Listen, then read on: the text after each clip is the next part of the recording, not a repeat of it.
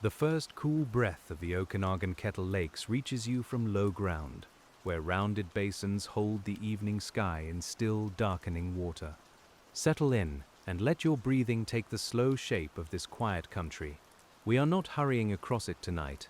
We are only moving gently from shore to shore, through reeds, soft slopes, and the old memory of ice.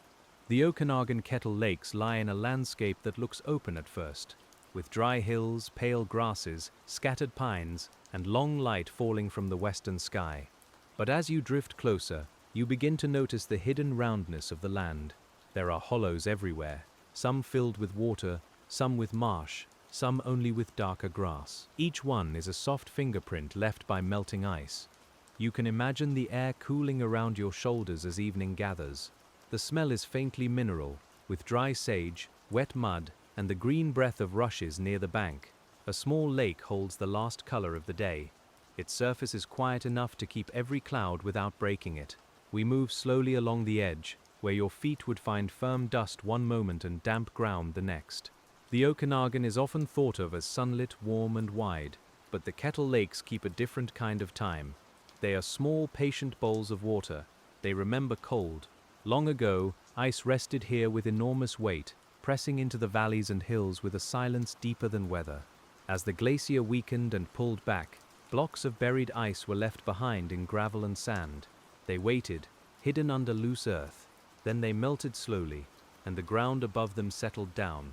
That settling made the Kettle Lakes. No drama is needed to picture it. Just ice, earth, water, and time. A hollow deepens. Rain gathers. Snowmelt lingers. Reeds arrive. Dragonflies hover above the rim, and the old wound becomes a place of shelter. Tonight, as we move beside the Okanagan Kettle Lakes, you can let that idea soften inside you. A landscape can be made by disappearance. Something vast can melt away, and what remains can be peaceful. The basin holds the sky because the ice is gone. The shore curves without sharpness. It gives you no straight line to follow, only a slow invitation around the water. Pebbles rest in the shallows, pale and smooth, and below them the silt is fine enough to lift in a faint cloud if touched. The water smells of leaves and stone. It carries the day's warmth near the surface, while underneath it keeps a cooler, older feeling. You may hear the lightest movement in the reeds. It is not a loud place. The sound is more like a brushing, a small shifting of stems as air moves through them. Somewhere beyond the lake, dry grass rubs against dry grass. The whole valley seems to exhale. We pause here because Kettle Lakes are easy to overlook.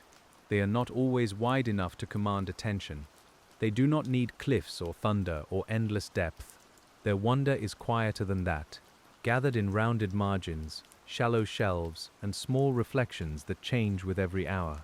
The Okanagan Kettle Lakes are shaped by absence, but they are full of life. Along the shore, sedges and cattails root in wet soil. Their leaves lean over the water and make a green fringe. Beneath that fringe, insects move through shadows, and tiny fish keep to the shelter of stems. As your attention grows slower, you start to notice how many layers there are. The dry upland begins only a few steps away, with dust, bunch grass, and the warm scent of sun on stone. Then the ground dips. The air cools. The soil darkens. The lake begins. That closeness is part of the tenderness here. One world leans against another. Arid hills slope down into wet basins, and the change happens so gently that you can cross it in a few breaths. We follow that crossing now, slowly, without needing to name every plant at once. The water is still enough to show the sky, but it is never empty. Fine ripples travel outward when a beetle touches the surface. A damselfly rests on a reed, blue-green and narrow, almost like a sliver of moving light. The lake receives these small lives without fuss. Kettle Lakes often have no large stream flowing in or out. They depend on snowmelt, rainfall, groundwater, and evaporation.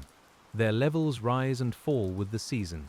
In spring, the edges may spread into grass. In late summer, the shore may pull back and reveal damp, dark rings of mud. You can feel that seasonal breathing if you stand quietly enough. The land here expands and contracts around water. It opens to melt water, then settles into heat. It grows green, then gold, then pale. The lake remains at the center, holding each change as if it were holding a dream. We move a little farther around the basin, and the evening light lowers. The western hills soften into blue. The water takes that color and makes it deeper. Every reflection becomes slightly less exact, as though the lake is letting go of the day before you do. There is comfort in a small lake at dusk. It does not ask you to look far. It asks you to look slowly. Your eyes can rest on one reed, one ripple, one dark stone beneath the surface, and that is enough for a long time. The Okanagan Kettle lakes belong to a glacial story that reaches beyond any single shoreline. Ice sheets once shaped much of this region, carving, depositing, sorting, and leaving behind landforms that still guide the movement of water. But here, the story comes down to an intimate scale. A great cold body became a small, quiet hollow. As we keep drifting through this landscape, you may picture the buried ice as a sleeping form under gravel. Around it, meltwater streams carried sand and stone. They laid down layers with patient force. Then the hidden ice thinned, softened, vanished, and the surface above it lowered like a held breath being released. What remains is not emptiness. It is a basin. It is a place where water can gather and stay. It is a place where frogs can call in spring, where birds can feed, where reeds can root deeply enough to hold the shoreline together. It is a small answer to a very old question. The lake beside you darkens, not in a frightening way, only in the ordinary way water does when the sky loses its brightness. The shallows become tea-colored, the center becomes blue-black. A line of willows, if you imagine them along the wetter edge, folds itself into shadow. The air has texture now. It is cool near the water, dry above the slope, and faintly scented with mud where the shore has been exposed. You can breathe it in gently. You can let the day inside you begin to settle in the same way silt settles through water. Below the surface, life continues without display. Small invertebrates move through submerged stems. Snails graze quietly on films of algae. Larvae hide in soft sediment, waiting out the dark in the only world they know. Nothing announces itself loudly. This is one of the gifts of the Okanagan Kettle lakes. They remind you that a place can be alive without being restless. The lake is doing many things at once, yet from the shore it seems almost motionless. It is receiving, storing, cooling, warming, reflecting, sheltering. You can let that motionless work become part of your own breathing. Inhale, and the basin fills. Exhale, and the surface smooths. There is no need to force sleep. The landscape offers a slower pattern, and we only follow it down. And as we move from the first quiet shore into the deeper memory of the land, the Kettle Basin begins to feel less like a pond and more like a held space, shaped by ice, softened by water, and waiting in the dusk. Below that first shore, the old shape of the basin continues in silence, and you can feel how the land cups the lake without needing walls or cliffs. The Okanagan Kettle lakes rest in hollows that were never carved like canyons, but formed by patient settling, by hidden ice leaving room behind. We move along the rim as if tracing the edge of a quiet bowl. The evening air cools against your face, and the water keeps a faint silver skin. You may notice how the slopes around the basin do not all lean the same way. One side may be open and grassy, warm from the day, while another is tucked under shrubs and small trees. The light changes from amber to gray as we pass each curve. In a place like this, even a few steps can shift the scent from dust to damp leaves, from sun-warmed soil to the soft, dark smell of wet sediment. The science of this roundness is gentle when we let it unfold slowly. A block of ice, buried in sand and gravel, can keep its shape long after the larger glacier retreats. Around it, meltwater lays down stones, sorted by size and speed. Later, when the buried ice fades, the land above settles inward. You are standing beside that inward gesture now, beside a hollow made by something that simply stopped being there. The Okanagan Kettle lakes make absence visible, but not in a lonely way. They turn disappearance into habitat. Water gathers where the ice was, and over years, then centuries, plants find the rim, insects find the plants, birds find the insects, and the basin becomes less like a scar than a cradle. You can rest with that thought. The land remembered loss by becoming a place that holds. As we sink more deeply into the story of the Okanagan Kettle Lakes, the shore grows softer, and the first open water gives way to the slow breathing edge of the wetland. Here, the lake does not end all at once. It loosens itself into mud, roots, stems, and shallow pools, and your eye can follow the change as gently as a hand following cloth. Reeds stand in the quiet, their narrow leaves making thin sounds when the air moves through. You can imagine kneeling near the margin, where the ground feels cool beneath the top layer of dry grass. The smell here is richer than the upland scent. There is water under it, and old leaves, and the faint sweetness of living stems. A dragonfly moves low over the shallows, its wings catching the last light in brief panes of glass. It does not hurry, and neither do we. Wetland edges around Kettle Lakes are often among their most important places. The shallow water warms and cools more quickly than the center. Sunlight reaches the bottom, encouraging plants and algae to grow. Roots hold fine sediment in place. Small creatures tuck themselves into the maze of stems, and the whole edge becomes a nursery, a shelter, and a filter. The Okanagan Kettle Lakes can seem very small from a distant slope, just dark mirrors set into pale land. But at the margin, their complexity grows large. You start to see how many rooms a lake can have. There is the open surface, the floating leaves, the submerged stems, the mud below, and the thin film where water meets air. Each layer carries its own pace. We linger there because this is where stillness is most alive. The lake breathes through plants. Cattails lift their brown heads above the water. Sedges bend and straighten with the faint wind. Beneath them, oxygen slips from green tissues into the water, while tiny organisms work through the remains of last season's growth. Even quiet has texture when you stay beside it. You may hear small sounds now, softened by distance and dusk. A wet click from the reeds, a faint pluck as something touches the surface, the hush of air moving over the basin. These sounds do not rise into drama. They only remind you that the lake is not asleep in the human sense. It is resting while it works. The chemistry at the edge is slow and intricate. Leaves fall into the water, soften, and become food for microbes and insects. Nutrients move through mud, roots, algae, and small animals.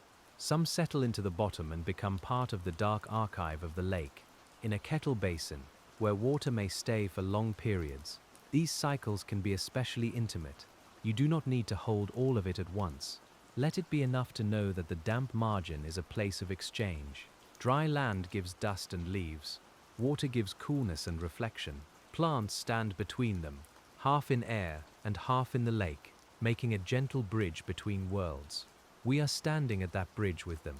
The Okanagan Kettle Lakes are part of a region where water matters deeply, because the surrounding landscape can be dry, bright, and open for long stretches of the year.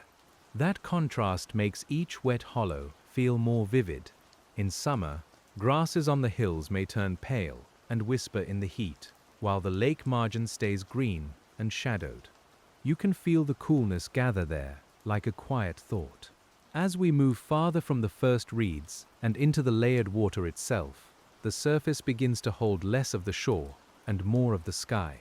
The basin deepens by small degrees, and the rooted plants thin out. Your attention follows the change downward. Where the shallows were green and textured, the center looks darker, smoother, and more reserved. It is not empty. It is simply less visible. The Okanagan Kettle Lakes often keep their secrets beneath surfaces that appear simple. Depending on the depth, season, and wind, a small lake may separate into layers. Warm water can rest above cooler water, especially in the calm months. The upper layer receives light and air, while deeper water holds a steadier chill. You can imagine that coolness below as a soft hand, not pressing hard, only enclosing.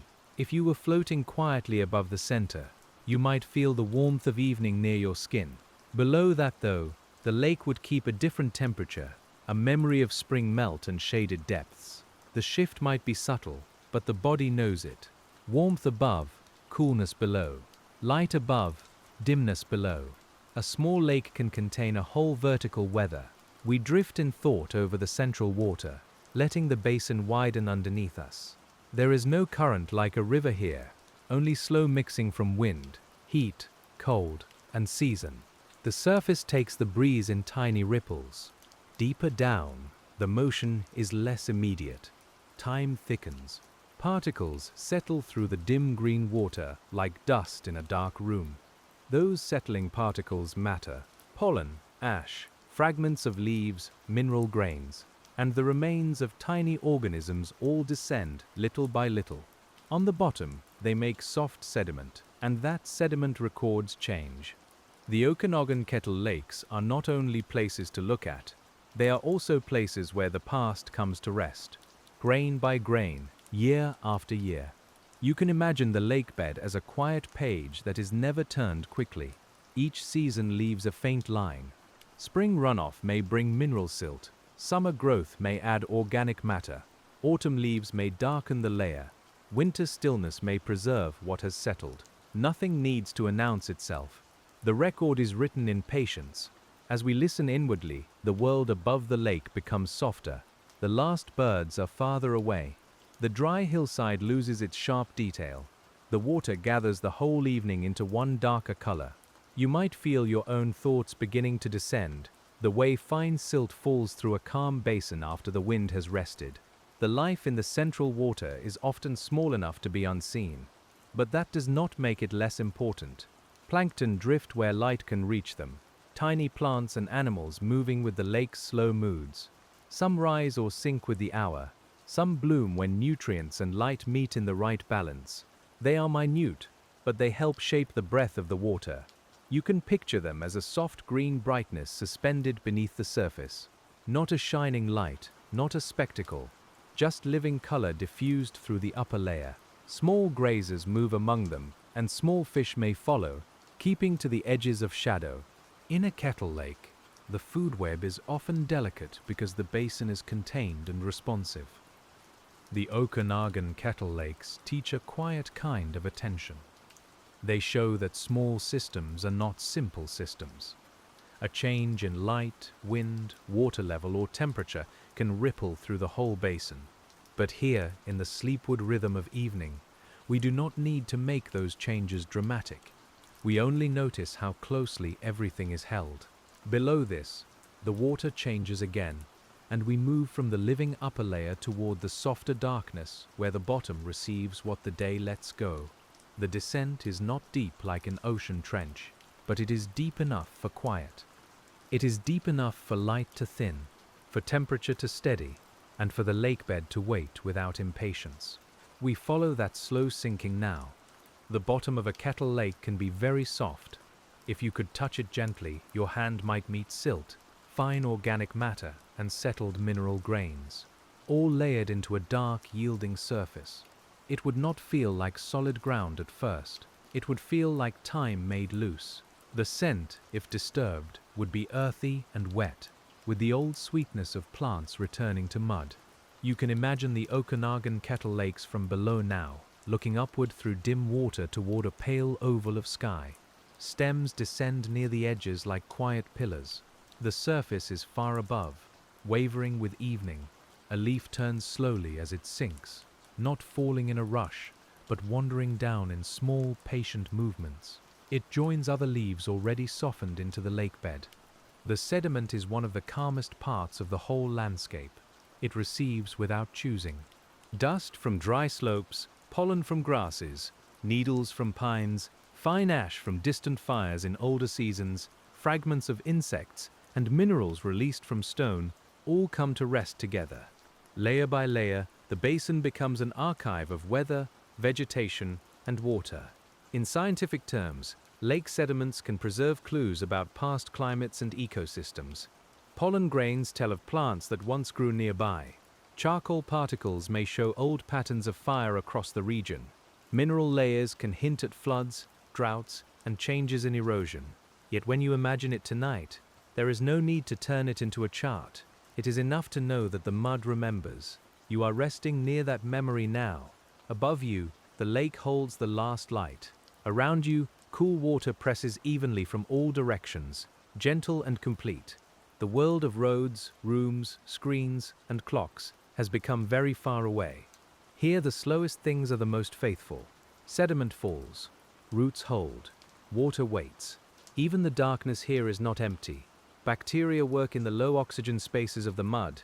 Nutrients are transformed and released. Tiny burrowing animals move through the soft layer, mixing it by fractions. Their motions are so small that the water above remains nearly still. The lake bed keeps its calm while life continues within it. The Okanagan Kettle lakes are made of these hidden continuities. From the surface you may see only reflection. At the edge you see stems and insects. Beneath that you find chemistry, sediment, and quiet labor. Each layer asks for a slower kind of seeing. We give it that because the night is wide enough. Now the temperature of the thought changes again. We rise only slightly in imagination. Not toward brightness, but toward the place where the dark water meets the rooted shore. The bottom slopes upward. Fine mud gives way to firmer sediment. Stems appear again, pale near their bases, and green where the remaining light reaches them. The lake is guiding us back toward its living rim. This is where frogs may rest in spring and early summer, hidden among stems that bend over shallow water. Their calls, when they come, can seem to rise from the mud itself, soft pulses in the evening. Tonight, we hold them quietly in memory. No sound needs to be loud. A single call across a small basin can carry enough distance for the whole landscape. The amphibians of Kettle wetlands depend on water that lingers long enough for eggs and young to develop. Some basins hold water all year, others shrink, warm, or dry at the edge as the season turns. Each lake has its own rhythm. You can feel that rhythm in the plants, in the exposed shorelines, in the way life gathers where moisture stays. A kettle lake is not only a body of water, it is a timing system. Snowmelt arrives, sun strengthens, plants rise, insects hatch, birds return. Water levels shift, the whole basin moves through its year with the slow precision of breath. When you rest beside it, your body may begin to trust that slower timing. The Okanagan Kettle lakes sit within a valley where seasons are clear in the senses. Spring brings damp soil, fresh green, and air that still remembers snow on higher ground. Summer brings warm dust, resin from pines, and the dry sweetness of grasses. Autumn cools the water and lays leaves into the shallows. Winter quiets everything under pale light and thin ice. You can move through those seasons without leaving this one lake. Picture spring first, when meltwater seeps toward the basin and the margins swell. The mud is dark and shining. New shoots lift through last year's flattened stems. The air smells clean and cold, with a green edge beginning underneath. We stand there quietly, watching the lake wake without haste. Then the season leans toward summer. The hills pale around the Okanagan Kettle lakes, and the lake becomes a cool center in a warm country. Insects hover and skim. The surface holds blue sky for long hours. Cattails thicken at the margins, and submerged plants weave a dim green shelter below. Your skin can almost feel the contrast between sunlit slope and shaded water. By autumn, the basin gathers a different softness. Grasses bend and seed. Leaves yellow along the wetter edges. The water becomes clearer in the cooling air, and reflections sharpen before dusk blurs them again. You might smell damp soil more strongly then, as plants return themselves to the ground. The lake receives them, as it has received so much. Winter arrives quietly in this imagined cycle. The Okanagan Kettle lakes may lie under cold air, thin ice, or a skin of stillness that holds the muted sky. Sound changes in winter.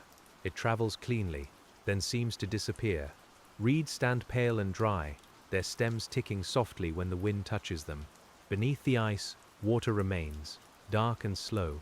We let those seasons pass over us like changing light on closed eyelids.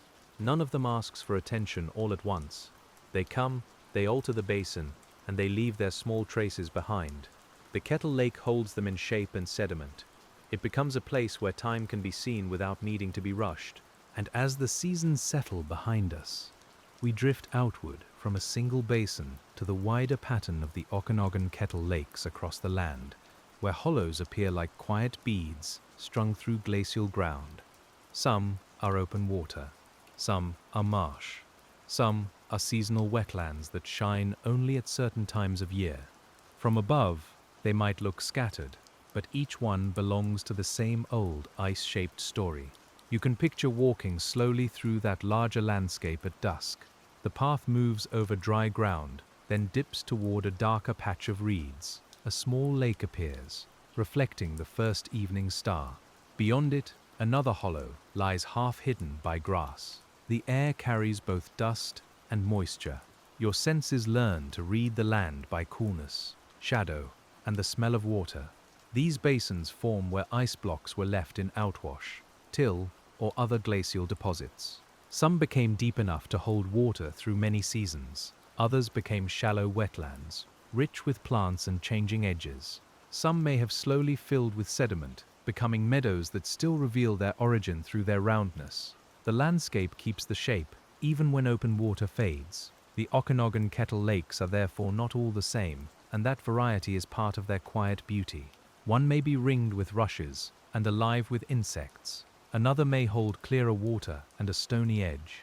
Another may be more marsh than lake, breathing through sedges and dark pools. As we pass them in thought, each one gives a slightly different silence. You may notice how the hills around them matter too. A south-facing slope may be warmer and drier, carrying sagebrush, grasses, and open light. A shaded side may hold more moisture, with shrubs and trees leaning closer to the basin. Wind can arrive differently in each hollow. Snow can linger in one place and vanish quickly in another. Small differences become whole worlds. This is part of what makes Kettle landscapes feel intimate. They are not vast in the way mountain ranges are vast, though the ice that shaped them was immense. Their vastness is folded inward. It is in the number of small basins, the depth of time beneath each one, and the way every hollow gathers its own sky. We move among them without needing a map. The body can follow the signs, a cooler breath in the air, a change in bird sound, the dark green of wet plants below a pale slope, the slight give of soil underfoot. Each cue tells you that water is near, held low in the land where ice once rested. The wider Okanagan is a place of contrasts, and the Kettle lakes make those contrasts gentle. Dry and wet, open and sheltered, warm and cool, bright and shadowed. The edges between them are not hard lines, but gradual crossings. We take those crossings slowly, because sleep often arrives in the same way, not suddenly, but by soft degrees. The wildlife that uses these lakes also moves through the landscape by degrees. Birds may feed in the wet margins and then rise to nearby shrubs. Insects may begin life in water and later move through air. Mammals may pass quietly at night to drink, leaving only faint tracks in damp mud. The basin gathers visitors without needing to keep them. You can imagine the prints at the shore after dark, pressed lightly into exposed sediment. By morning they may soften. A breeze may roughen the water. A new insect may leave small rings across the surface. Nothing remains fixed for long. Yet the basin itself holds steady. It is a stable place made of countless small changes. The Okanagan Kettle lakes also hold light in different ways through the day. Morning light may come low and cool, silvering the reeds. Midday light may flatten the surface into a bright mirror. Evening light enters at an angle, turning stems golden and the open water dark. Night light is quieter still, with stars trembling in the basin if the air is calm. As we travel through that light, you can let your thoughts become less separate. The lake reflects without grasping. It accepts each color and lets it pass.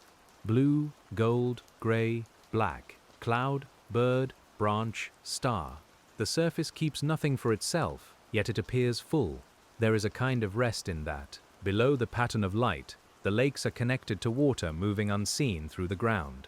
Groundwater may seep into a basin, or the lake may seep outward into surrounding sediments. The exchange can be slow, hidden beneath roots and gravel. In a dry region, that hidden movement matters. It keeps the wet places breathing even when no stream is visible. You might picture water traveling through spaces between grains of sand, cool and unhurried. It has no need for a channel you can see. It moves by pressure, slope, and permeability, slipping through the earth toward a low place.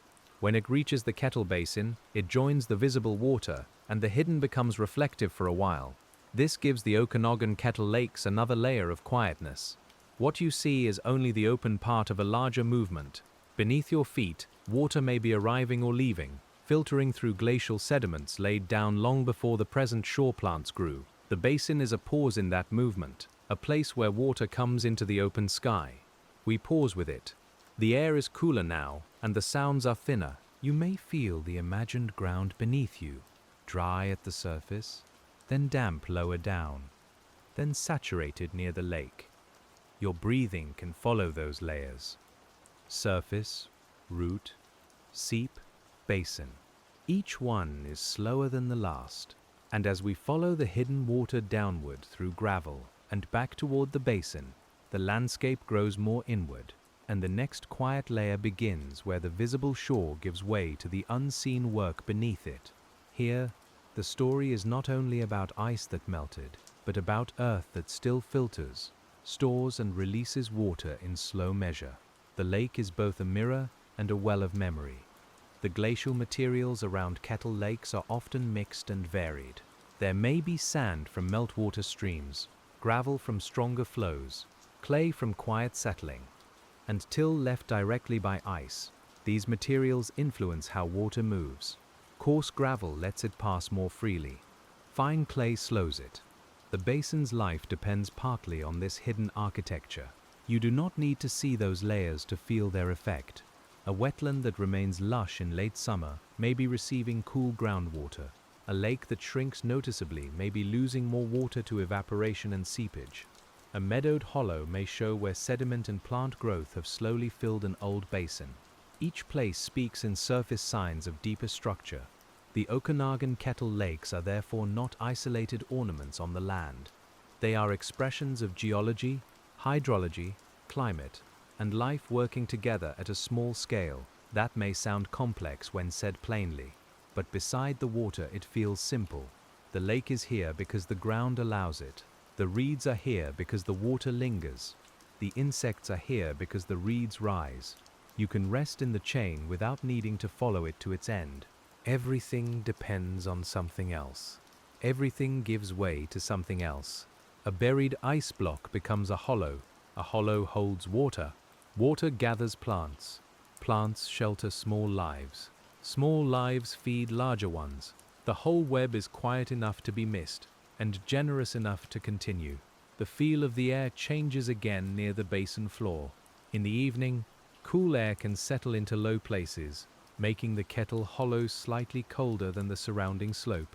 You may sense it as you walk down, the way your skin notices the dip before your mind names it.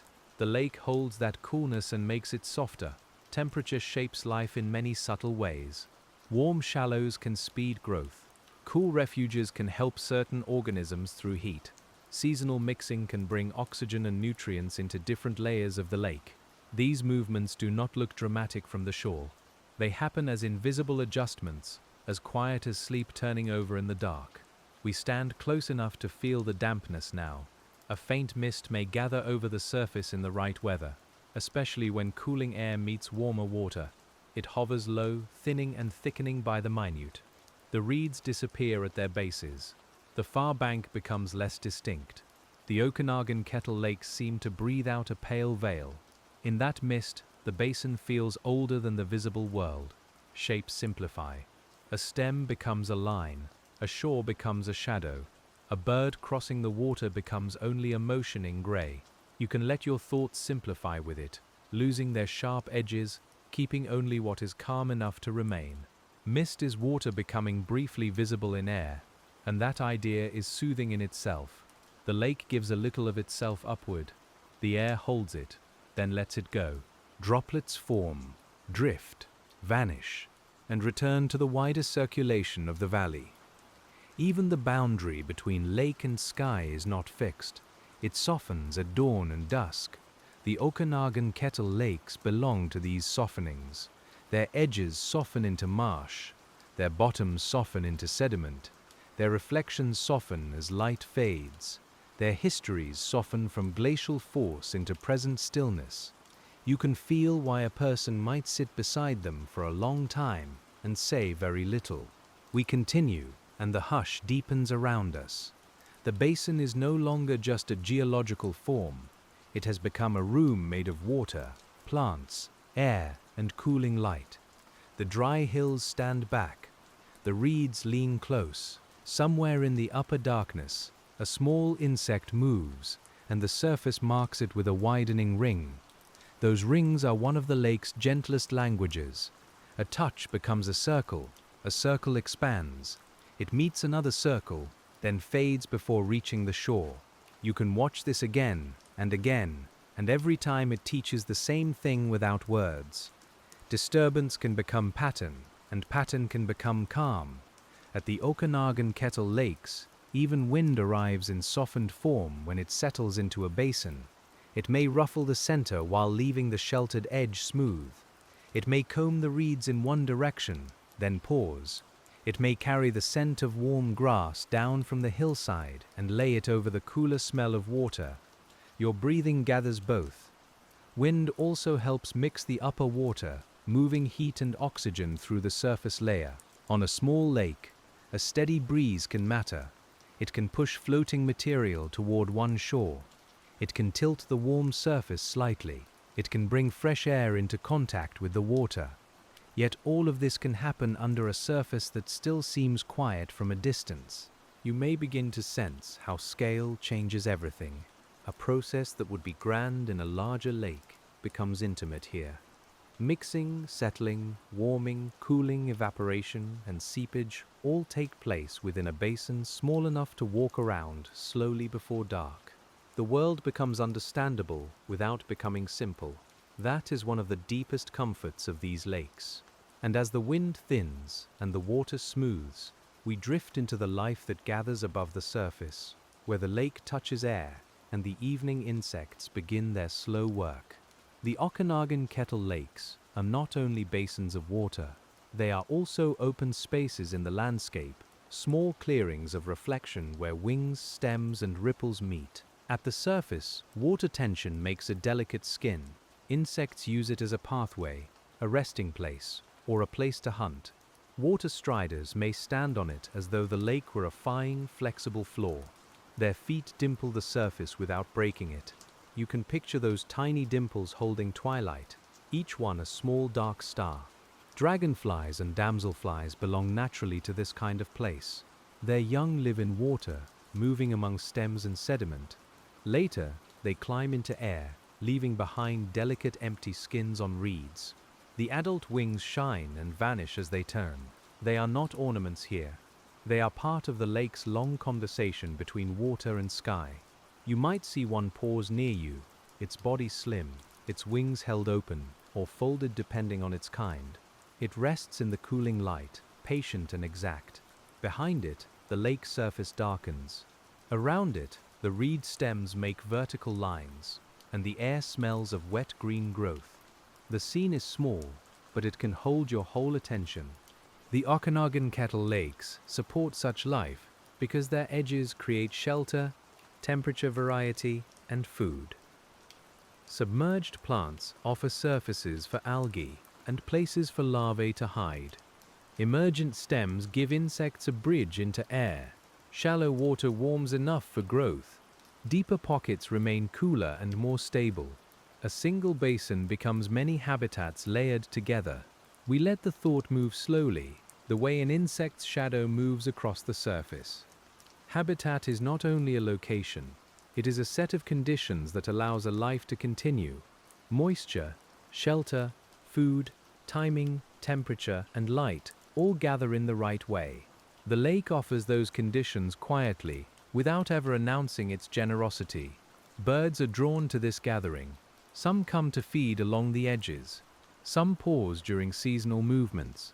Others nest nearby if the vegetation and water are suitable. We do not need to name them all tonight. It is enough to imagine soft wing beats over the basin, a brief reflection passing across the water, and then stillness returning.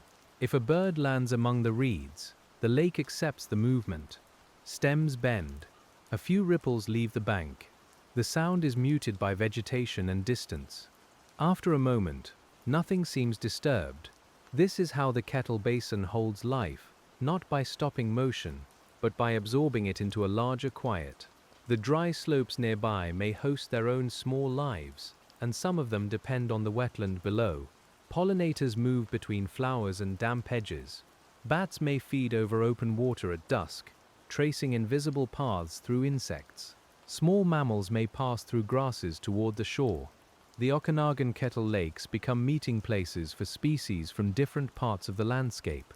You can feel that meeting in the air. There is the dry, resinous smell from upland shrubs and pines. There is the green, wet smell from the shoreline. There is the cool breath off the water and the stored warmth rising from soil. Your body receives all of it at once, and the boundary between places becomes gentle. As night deepens, sound changes again. Insects may become more noticeable, though their voices remain soft in this telling. The water makes only faint sounds against mud and stems. The hillside grows still. The lake surface reflects a darker sky. You are not separate from the quiet now. You are inside it, listening with your whole body. The Okanagan Kettle Lakes invite that kind of listening because they are not loud landscapes. Their beauty does not insist. It waits for slower attention. It asks you to notice the curve of a basin, the way reeds mark water depth, the way coolness gathers in low ground, and the way a small reflection can make the sky feel close. Below the lives of wings and reeds, there is another quiet layer in the plants themselves, and as we move deeper into the night, we follow their roots downward into the mud.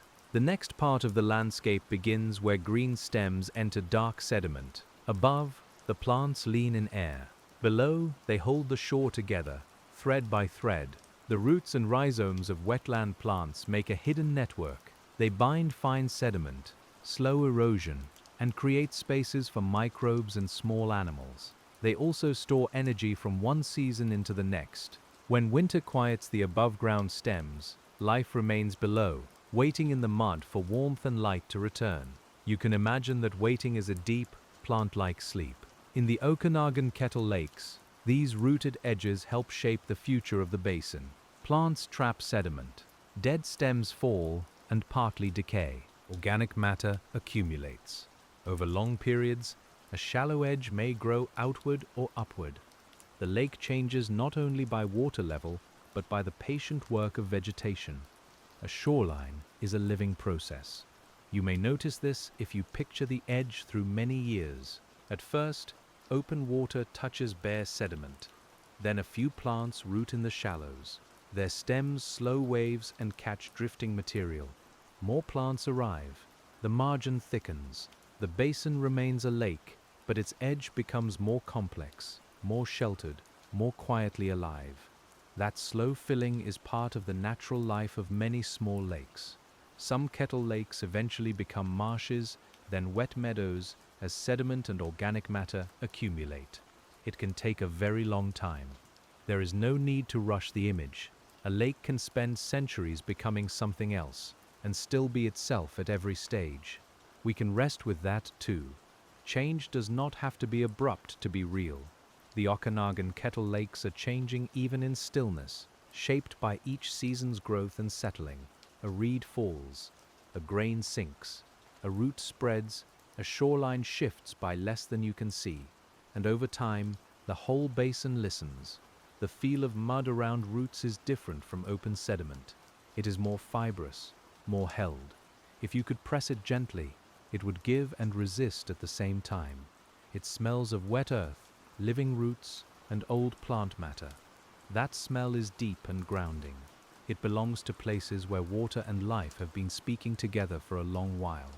Microbes work here in ways too small for sight, but large in effect. They break down organic material, cycle nutrients, and influence the chemistry of the wetland soil. Some need oxygen. Others work where oxygen is low. Together, they help return plant matter to forms that can be used again. The lake's quiet depends on this hidden activity. You may find it comforting that so much can happen without spectacle. The roots do not hurry. The microbes do not announce themselves. The mud does not gleam. Yet the whole basin is sustained by these unseen exchanges. It is a reminder that rest and work are not always opposites. Sometimes the deepest work happens in stillness. The Okanagan Kettle lakes, with their wet rims and glacial hollows, hold a kind of patience that is easy to enter as night settles. You can let your own thoughts become rooted in the same way, not fixed, not trapped, only gently held. The day's loose sediment can settle. What needs to soften can soften. What needs to wait can wait. And as we follow the roots to the place where the wetland floor meets the older glacial deposits below, the story widens again into time, into ice, gravel, and the long retreat that made these basins possible. The present plants are young compared with the shape beneath them. The lake itself is a later breath, drawn into an older hollow. To understand a kettle lake, we return once more to the edge of melting ice. Imagine a glacier withdrawing across the Okanagan landscape, not as a single clean line, but as a broad, uneven body losing mass and leaving fragments behind. Meltwater moves around it. Sediment pours from it. Blocks of ice are stranded in the deposits, covered and insulated. The land is becoming irregular in its sleep. One of those buried blocks lies still under sand and gravel. Above it, the surface may look ordinary for a time, but beneath, the ice is slowly wasting away. Water moves around it. Air warms the ground. The hidden block shrinks. Eventually, the covering material loses support and settles down, making the rounded depression that can later hold water. You can see why the resulting basins often feel smooth, enclosed, and separate. They are not carved open by flowing water in the usual way. They are made by collapse into a space left behind. That makes their shapes feel inward. When you stand beside the Okanagan Kettle lakes, you are standing at the surface of an old vanishing. There is no sadness in that vanishing tonight. Ice became water. Buried cold became an open basin. A hidden form became a visible hollow. The landscape changed, and the change made room for reeds, insects, birds, reflections, and evening coolness. Something immense passed through, and after it passed, quiet places remained. The sediments around the lakes may tell their own story through texture. Rounded pebbles can speak of meltwater carrying and tumbling them. Fine sand can speak of slower flow. Clay can speak of very quiet water, where tiny particles had time to settle. Till can speak of ice itself, carrying a mixture of sizes without sorting. Each material holds a different memory of movement. We move our attention across them slowly. Pebble, sand, silt, clay, not as a list to wake the mind, but as textures beneath a sleeping landscape. You can feel them under imagined fingertips, the roughness of gravel, the softness of silt, the smoothness of clay when wet. The ground is not a single thing, it is a layered memory. The Okanagan Kettle lakes are also shaped by the climate that came after the ice. The present valley's dry summers and cool seasons influence how much water the basins keep. Evaporation draws from the surface. Snowmelt and rain give back. Groundwater may steady some lakes more than others. Plants respond to those balances in green, gold, and brown. From the shore, climate is something you can feel rather than calculate. The sun warms one shoulder. The lake cools the air around your ankles. A dry breeze carries the smell of grass. Near the water, the scent turns damp and alive. The whole basin is a meeting between what the sky gives and what the ground can hold. As the night grows deeper, we let that meeting slow down. The sky gives darkness now. The ground gives stored warmth. The water gives cool reflection. The reeds give faint sound. You give your attention, and then even that begins to loosen. The lake does not need effort from you. It is enough to be near it. And below the memory of ice, below the reflecting surface, we arrive at the simple fact of the basin as a place of holding. This is the heart of the Okanagan Kettle lakes. They hold water because the land dips. They hold life because water stays. They hold time because sediment settles. They hold quiet because the world around them has softened. A held place has a particular feeling. It feels sheltered, even under open sky. The rim of the basin rises around you in gentle slopes, not high enough to shut out the world, but enough to make the lake feel gathered. Sounds from beyond arrive softened. Wind arrives altered. Light arrives reflected. Everything is received and rounded. You can imagine lying near the shore, not close enough to disturb the mud, only close enough to feel the coolness coming off the water. Above you, the sky darkens by increments. Beside you, the lake breathes through small movements. A reed leans, then returns. A ripple widens, then disappears. The basin keeps taking the evening in. There is a kind of kindness in small landscapes like this. Not a human kindness, and not a story they tell on purpose. It is simply the kindness of scale, where your senses can rest without being overwhelmed. You can see across the lake. You can hear the edge. You can imagine the bottom. The whole place fits gently inside attention. The Okanagan Kettle lakes offer that kind of scale while still belonging to deep time. This is their quiet paradox. They are small enough to walk beside in a single evening, yet old enough to carry glacial memory. They are modest in size, yet rich in process. They are ordinary at first glance, then slowly inexhaustible. We stay with that paradox because it is calming. The mind often wants vastness, but it also wants a place to rest. A kettle lake gives both. The vastness is folded into the origin, into ice and time. The rest is in the present surface, in the reeds, in the cool air at the hollow's floor. Night has settled more fully now. The color has gone from the slopes. The lake holds a dim version of the sky, and if stars are visible, they tremble in water that seems almost still. You can hear your own breathing in the imagined quiet. It joins the slow rhythm of the basin. Inhale and exhale, rise and settle. In the darkness, the Okanagan Kettle lakes become less visual and more felt. You sense the water as coolness. You sense the reeds as texture in the air. You sense the mud as a faint, earthy depth. You sense the basin as a hollow around you, a calm shape in the land. Seeing is no longer the only way to know a place. This is often how sleep approaches too. The sharp pictures fade first, then words loosen, then the body remains with temperature, weight, and breath. The Kettle Lake understands that order. It has been moving from light to dark every evening for longer than we can imagine. It lets the world fade without alarm. And as we rest in that darkened basin, we move still deeper into the quiet companionship of small waters, where the Okanagan Kettle lakes hold not only geology and life, but the simple comfort of being unseen. Nothing here performs. The reeds do not arrange themselves for us. The water does not brighten unless the sky gives it light. The mud does not explain its archive. You may feel how restful that is.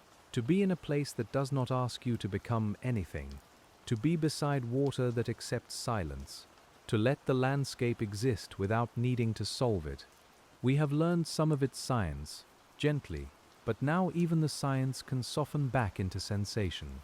The surface is darker than before, a faint breeze crosses it, and the reflected stars loosen into threads. The air smells cool, with the damp edge of mud and the dry memory of warm grass still faintly present. Somewhere near the margin, a small movement touches the water. The ring spreads outward and fades before it reaches you. That fading is part of the lake's peace. Everything that moves here is eventually folded back into stillness. A ripple, a sound, a reflection, a thought. Nothing needs to be held tightly. The basin holds enough. The night holds the basin. The old glacial land holds them both. The Okanagan Kettle lakes are quiet, not because nothing happens, but because everything happens at a scale that invites calm. Water seeps, sediment settles, plants root, insects emerge, light changes, seasons turn. Ice memory remains beneath it all, not as coldness now, but as shape. The old glacier is gone, yet its absence is still full. You can let that fullness surround you. The hollow is not empty. It is filled with dark water, cooling air, rooted stems, soft sediment, and time too slow to trouble sleep. Your body can become heavier in the bed as the basin grows deeper in the mind. The two feelings can meet, sinking into rest, sinking into the quiet land. We do not need to leave the lake. We only move more softly along its edge, where the night makes every detail simpler. The reeds are now a dark fringe. The hills are broad shadows. The water is a nearly black mirror. The sky above it is immeasurable, yet here it rests inside a small hollow made by melted ice. There is something deeply soothing in that image.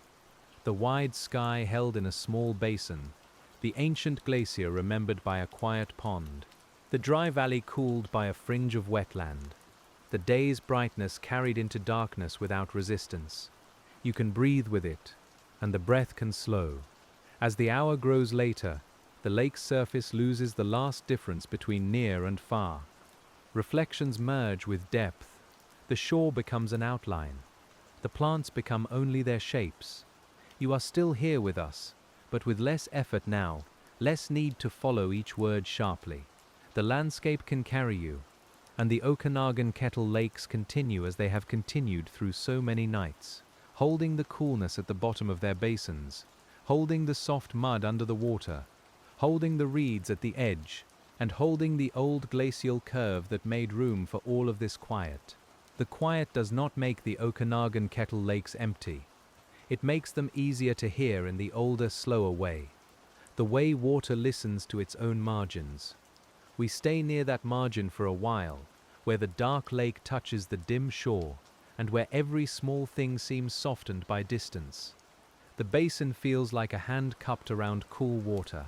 Your breath can settle inside that shape. At night, the shoreline becomes less a line than a gradual change in texture. The dry grass above the bank brushes softly against itself, while the wet stems below stand in darker, denser air. If you imagine your hand passing from one world to the other, you can feel the difference before you see it. Warm dust gives way to damp soil. Firm ground gives way to yielding mud. Open scent gives way to water. This edge is where the lake translates the surrounding land into its own quiet language. A fallen seed, a blown leaf, a little dust from the slope, and a trace of pollen can all cross from hillside into water. Once they enter the basin, they join a slower rhythm. They float for a while, drift towards stems, soften, sink, and become part of the lake's dark interior. You can picture a single grass seed resting on the surface. It catches faint starlight along one edge. A small ripple turns it, then carries it toward a reed shadow. For a time, it is just a speck on dark water. Later, it may sink, or lodge among stems, or feed some tiny life. Nothing is wasted in a quiet basin. The Okanagan Kettle lakes are shaped by these modest arrivals, not only by the glacier that made the hollow, but by every season that has entered since. Wind brings light material, water brings minerals, plants bring roots and stems, animals bring movement. The lake takes all of it and slows it down, turning scattered moments into layers. As we move along the shore in the dark, you may notice that the basin's calm is not flat. It has depth, and it has direction.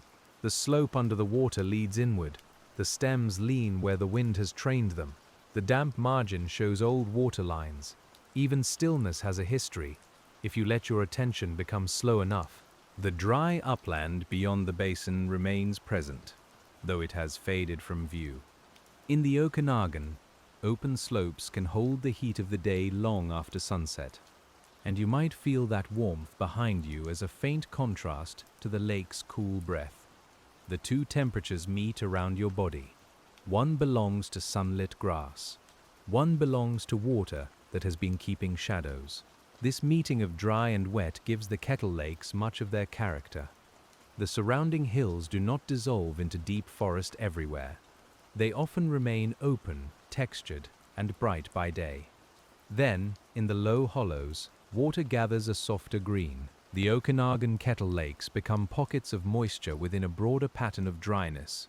and that contrast makes them feel quietly precious. We do not need to make them rare or dramatic to feel their value. A small wet hollow can be enough. A fringe of reeds can be enough. A bowl of water reflecting evening can be enough. When you are tired, the world does not have to be immense to be beautiful. It only has to be steady. The sound of the night comes in layers now. Near the shore, there may be a faint ticking of stems. Farther out, the surface is nearly silent. Beyond the basin, if the air is still, a hillside may seem to make no sound at all. You can rest between these layers, not choosing one, just letting them pass through you. And as the night carries us farther around the basin, the Okanagan Kettle Lakes begin to reveal another part of their quiet landscape. The way each small lake holds its own sky, while still belonging to the larger valley. We move gently from one reflected darkness to another, as if the land has placed a series of calm mirrors among the grasses. Each mirror is different. Each one is old. Some kettle basins are round and clear in their outline, with water lying open at the center and vegetation ringing the edge. Others are more irregular now, softened by sediment, plants, and seasonal changes in water level. A few may seem almost hidden, recognizable only by greener growth or a gentle dip in the land. You can imagine finding them one by one, not by searching, but by noticing coolness. The Okanagan Kettle Lakes may look scattered, but their scatteredness is part of the glacial pattern. Ice did not retreat like a careful hand drawing a straight line. It left uneven deposits, isolated blocks, meltwater channels, ridges and hollows. The land that followed was textured from the beginning. Water then chose the low places, and life followed water. You can picture this as a slow sorting, not a sudden design. Gravel lies where strong water could carry it. Fine silt lies where water quieted. Depressions hold rain and snowmelt. Plants find dampness. Insects find plants. Birds find the edges. The old ice gave the first shape, but the present landscape is made by continuing arrivals. When we pass from one kettle lake to another in imagination, the air changes slightly each time. One basin may smell more of cattails and dark mud. Another may carry the sharper scent of stones and open water. Another may be rich with sedges, holding a damp meadow rather than a deep reflective surface. Each one has its own way of being quiet. You may feel how the body responds to such repetition. A hollow, then a rise. A shore, then a slope. A reflection, then grass. The pattern is soothing because it changes gently without breaking. It is like breathing across the landscape. Down to water, up to dry ground. Down again to water. The valley becomes a slow rhythm underfoot. The science of kettle distribution can be read in the landforms around them. Outwash plains, morainal deposits, and ice contact sediments may all create conditions where buried ice once lingered. But from where we are, in the night near the shore, those terms can soften into touch.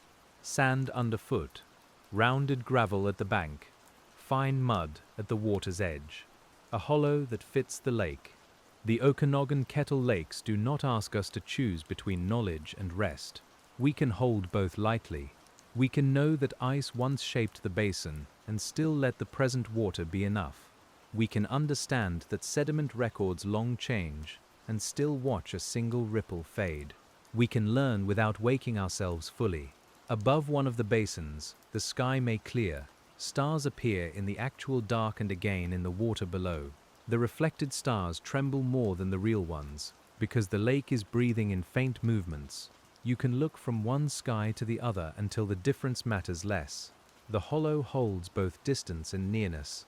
This is one of the quiet gifts of still water. It brings the far away down to the ground. A star that seems unreachable in the sky can rest for a moment among reeds. A cloud can pass through a small basin. A moon can lie on water that formed in a hollow left by ice. The Okanagan Kettle Lakes make the vast world local and soft. As we move onward, the path may rise gently, and the first lake falls behind without truly leaving us. Its coolness remains in memory. The next hollow waits ahead, darker than the grass around it. You might not see the water at first. You sense it from the reeds, from the hush, from the way the air grows slightly damp again. The basin appears slowly. This one may be shallower, with more vegetation and less open reflection. In the dim light, it feels like a wet meadow breathing through pools. The ground is too soft to cross carelessly, so we remain at the edge. We listen to the stems. We let our steps become imagined rather than heavy. A shallow kettle wetland can be as rich as a deeper lake. Sunlight reaches much of its bottom. Plants can root widely. Insects and amphibians find cover in abundance.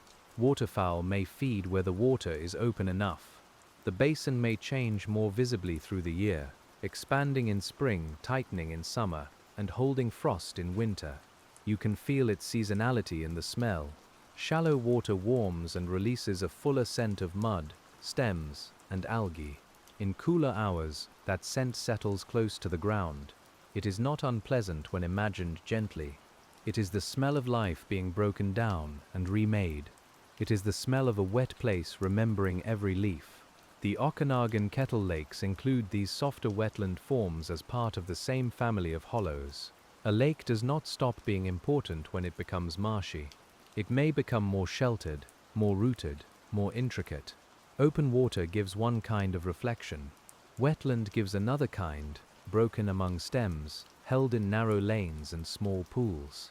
We pause here because sleep often likes this kind of partial view. Not everything is hidden. You see water between stems, sky between branches, light between shadows. The mind does not have to finish the picture. It can rest in suggestion, letting the landscape complete itself slowly in the dark. And as we sink further into this marsh-softened kettle basin, the Okanagan Kettle lakes show us how water can be held not only as a clear surface, but as dampness woven through roots, peat-dark mud, and living green. The descent here is not into depth, but into texture. The world becomes close, muffled, and finely layered. The stems around us are more than scenery. They slow wind at the water's edge, shelter small animals, and create shade that changes temperature in the shallows. Their fallen leaves add organic matter to the basin. Their roots hold the soft margin in place. A wetland plant lives in two directions at once, rising toward light and reaching down into saturated ground. You may imagine the lower stems underwater, pale and wavering.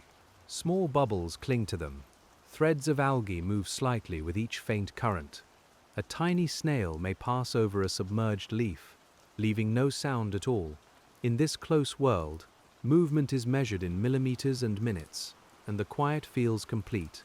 The water between stems can be warmer than open water by day and cooler at night. It can hold less wave energy and more plant matter. It can become a refuge for creatures that need cover. The structure of the vegetation makes the habitat. A reed bed is not just a cluster of plants. It is a three-dimensional shelter of water, air, shadow, and root. The Okanagan Kettle lakes gather such shelters along their margins, and each margin changes with water level. When the lake rises, stems stand deeper, and fish or insects may move farther into cover. When the lake falls, mud appears, seeds germinate, and shorebirds or small animals may explore the exposed edge. The basin adjusts without hurry. You can let the idea of adjustment settle in you. The lake does not resist every change. It receives what comes and takes the shape it can. Rain widens it. Heat narrows it. Plants advance where they are able. Open water remains where depth allows. There is no single perfect form. There is only the continuing balance of the hollow. In the shallows, oxygen may vary from day to night. As plants photosynthesize in light and respire in darkness, microbes consume oxygen as they break down organic material. Wind may stir fresh air into the water when the surface is open. These processes sound technical if held too tightly, but beside the lake they become another kind of breathing. By day, green tissues make oxygen under the sun. By night, the basin draws inward and uses what has been made. The cycle repeats softly. You can imagine the water taking its own slow breaths, not with lungs, but through light, leaf, surface, and mud. We rest beside that breathing, and our own breath becomes easier. The marshy Kettle Basin grows darker as the sky deepens. The separate stems merge into a single fringe. pools between them reflect small pieces of night. A faint smell of wet vegetation rises. Your body feels heavier now, as if the ground itself is asking you to settle. There is no need to move quickly through this part of the landscape. We remain long enough to notice that even shallow water has depth when attention slows. There is the depth of mud under roots, the depth of seasonal change, the depth of glacial origin beneath the present wetland, the depth of relationships among plants, insects, birds, water, and soil. The Okanagan Kettle lakes hold these depths without needing great vertical distance. Below this marshy edge, our attention drifts toward another basin, one with clearer open water where the night sky lies almost unbroken and the old kettle shape can be felt as a rounded darkness. The transition is gentle, like passing from a whispered room into a wider silence. The reeds thin, the shore firms, the water opens. Here, the lake surface seems broader. It catches more sky, and the reflected darkness has room to stretch. You can imagine standing on a low bank of gravel and sand, with the cool smell of water rising ahead and the dry scent of the Okanagan slope behind you. The bank holds small stones, rounded by older movement, resting now without sound. Clearer water lets you see a little way down at the edge. Pebbles fade from pale to greenish brown as they descend. A submerged branch lies still, softened by algae. Small fish, if present, move like shadows that prefer the margin. They do not break the quiet. They only shift it slightly, then vanish into dimmer water. The Okanagan Kettle lakes vary in clarity depending on depth, nutrients, sediment, algae, and surrounding vegetation. Some may appear tea-colored from dissolved organic matter. Others may look green with seasonal growth. Others may show stony shallows and darker centers. Each color is a clue, though tonight we let the clues stay gentle rather than demanding. Watercolor is one of the lake's softest forms of speech. Brown may mean plant tannins and wetland influence. Green may mean plankton held in light.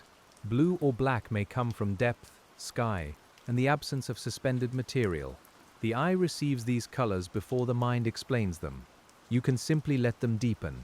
The surface here is open enough for moonlight, if there is moonlight, to lie across it in a long, pale path.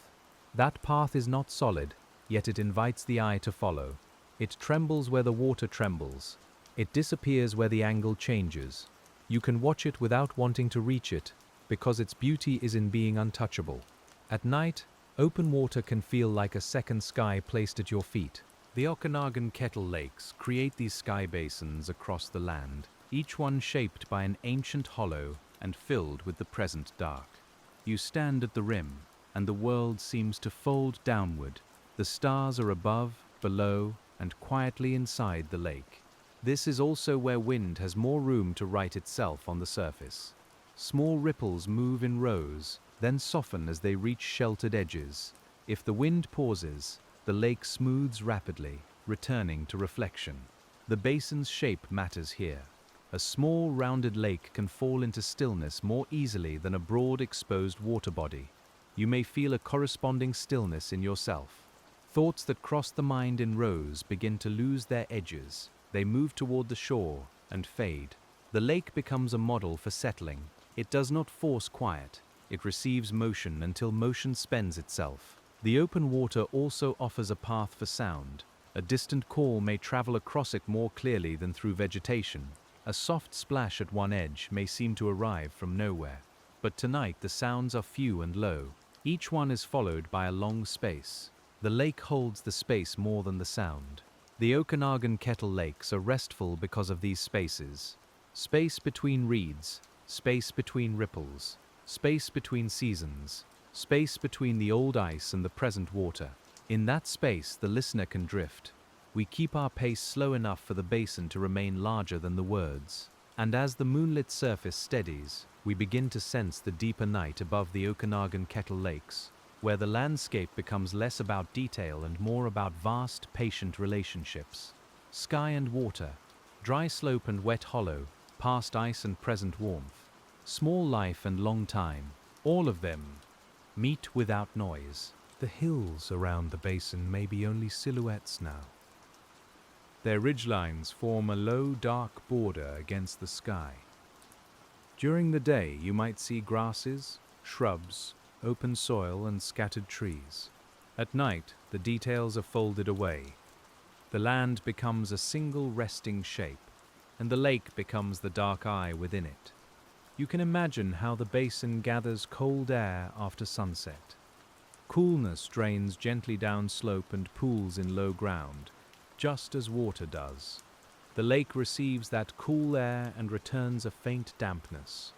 Around your face and hands, the temperature seems to lower by small degrees. It is a kind of descent without movement. This nighttime cooling affects the living system too. Surface water loses heat to the air. Mist may form if conditions are right. Insects slow or shift their activity. Plants stop making food in the absence of light and continue their quieter metabolic work. The whole basin changes mode. It does not stop, it becomes nocturnal. The word nocturnal can sound active, but here it means softened. Edges blur, colors withdraw. The water turns from reflective blue to black glass. Smells become more noticeable than shapes. Damp soil, plant stems, mineral shore, and cooling dust make the place known through breath. You are learning the lake with more than sight now. The Okanagan Kettle lakes carry this night knowledge well. Their small basins hold darkness close, and their still surfaces give darkness form. The hollows are not frightening. They are like low bowls filled with quiet. You can place your attention into one and feel it settle lower than speech. Above us, stars may continue their slow crossing, though the movement is too gradual to watch directly. In the water, their reflections tremble with every faint ripple. The old glacier that shaped this basin never saw this exact sky, and yet it prepared the hollow that holds it. Time folds gently here. Past and present share the same surface. You may feel that time folding inside your own thoughts. Memories from the day lose their sharp order. They become impressions, like reflected stars, still present but softened by water. The Kettle Lake does not erase them. It makes them less urgent. It lets them float, shimmer, and fade into the larger dark. The science of reflection is simple and beautiful. A smooth surface returns light according to angle. Small disturbances scatter that light. The darker the surroundings, the more the surface can seem like depth rather than mirror. But the feeling of reflection is older than explanation. It is the feeling of being met quietly by the world. We stay beside that meeting. The Okanagan Kettle lakes hold the sky without owning it. They hold the shore without fixing it. They hold the past without speaking loudly. They hold life without displaying all of it. If you are tired, there is relief in a place that holds so much and asks so little. From this open basin, our attention moves again to the shore, but now to the slightly higher rim, where shrubs and grasses frame the lake, and where the wetland gives way to drier ground. The next layer begins not in water, but in the transition away from it. We climb only in imagination, slowly, keeping the lake close behind us. The slope above a Kettle lake may be gentle, but it changes the world quickly. Soil drains more freely. Plants are adapted to drier conditions. The air warms sooner in daylight and cools differently at night. Stones may lie exposed among grasses. The smell becomes dustier, with hints of sage, pine resin, dry seed heads, and sun-baked earth still releasing warmth. You can turn back from this slightly higher place and see the lake below as a dark oval. The reeds form a narrow ring. The open water holds the sky. The basin's rounded shape becomes clearer from above. It is like looking into a quiet memory in the ground, one that has filled itself with water and life. The Okanagan Kettle lakes depend on their surrounding slopes as much as on their own basins. What happens uphill can move downward through water, wind, and gravity. Soil particles can wash toward the shore. Leaves can blow in. Nutrients can enter with runoff. Shade or exposure can affect temperature. The lake is small enough to be closely tied to its whole catchment. A catchment is simply the land that sends water toward a basin. The word can rest softly if we let it. Imagine rain falling on a slope and choosing tiny paths through grass, soil, and stone. Some soaks in, some evaporates, some moves down slope. Eventually, a portion reaches the Kettle Lake, bringing traces of the land with it. You can picture rain in this landscape, though tonight is dry. Drops darken dust. The smell of earth rises suddenly and then softens. Small threads of water gather between grasses. They move downhill, not rushing, only following the shape they are given. In the basin below, the lake receives them as a slight widening, a faint freshening. Snowmelt has its own quieter pace. Higher ground releases water as temperatures rise. The meltwater seeps into soil, runs in small channels, and feeds low places. Spring edges spread. Marsh plants lift through cold water. The Okanagan Kettle lakes fill and brighten, carrying the memory of winter into green beginnings. From the slope, you can sense how the lake belongs to a larger breathing landscape. In dry times, water pulls inward. In wet times, it expands. The surrounding vegetation responds. Animals adjust their movements. Mud appears, then disappears. A shoreline is never only a line on a map. It is a moving agreement between water and land. We let that agreement become part of the rhythm. Inward, outward, rise, fall, wet, dry. None of it is rushed. The basin has held many seasons of expansion and retreat. Your own breath can follow, not perfectly, not consciously, just gently enough to feel the body settling deeper. The upland plants near the Okanagan Kettle lakes bring a different texture to the quiet. Their stems may be tougher, their leaves smaller, their colors muted by dry air and bright sun. They do not have the lushness of wetland plants, but they carry their own calm endurance. At night, they are silhouettes and scent. They frame the water without crowding it. You can feel the contrast underfoot. Dry grass bends with a faint brittle sound. Gravel shifts slightly.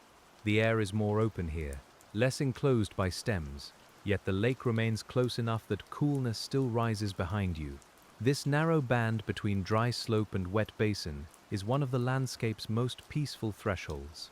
And as we pause on that threshold, the Okanagan Kettle lakes reveal the gentle importance of edges, where two conditions meet and create more life than either could hold alone.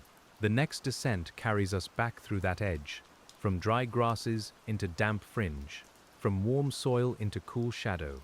We move slowly, as if returning to the lake in our sleep. Edges are often rich because they offer variety. A bird can perch in a shrub, feed near water, and retreat to cover. An insect can emerge from the lake and rest on a dry stem. A seed can lodge in damp soil just above the waterline. Light, moisture, temperature, and shelter shift over short distances. The basin's rim becomes a quiet marketplace of conditions. You may notice, in imagination, how many small paths lead to the water. Not human paths necessarily, but subtle openings through vegetation, bent stems, faint tracks in mud, and gaps where animals have moved. These paths are not loud signs. They are gestures. They show that the lake is visited, known, and woven into the lives around it. The Okanagan Kettle lakes hold this visitation without becoming busy. A creature comes, drinks or feeds, and leaves. A bird rests among reeds. An insect lays eggs. A seed lands. The lake receives each event and returns to stillness.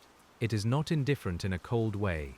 It is simply spacious enough to include motion without losing quiet. At the edge, water levels leave marks. A line of drifted plant matter may show where the surface recently stood. Darker staining on stones may reveal longer wetting.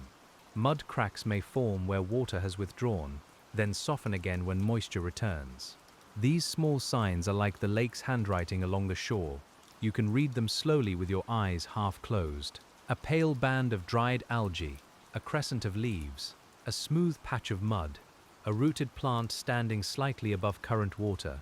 Each sign says the lake has been larger, smaller, warmer, cooler, brighter, darker. Each sign belongs to motion that was too gradual to startle.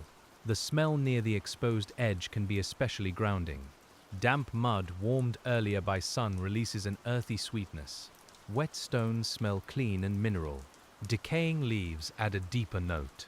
Dry grass above it all brings a faint hay scent. Your breath gathers them together, and the lake becomes a place you know through inhaling. We move back down to where the water touches the stems. A small ripple folds around a reed and reforms on the other side. The surface is patient with interruption.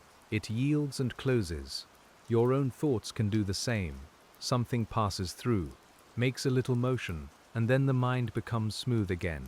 The Okanagan Kettle lakes have been doing this since their basins first filled. Wind, rain, leaves, animals, ice, thaw, heat, and darkness have all crossed their surfaces. The lakes have responded in small movements, then returned to shape. There is steadiness here, but not rigidity. The steadiness comes from yielding.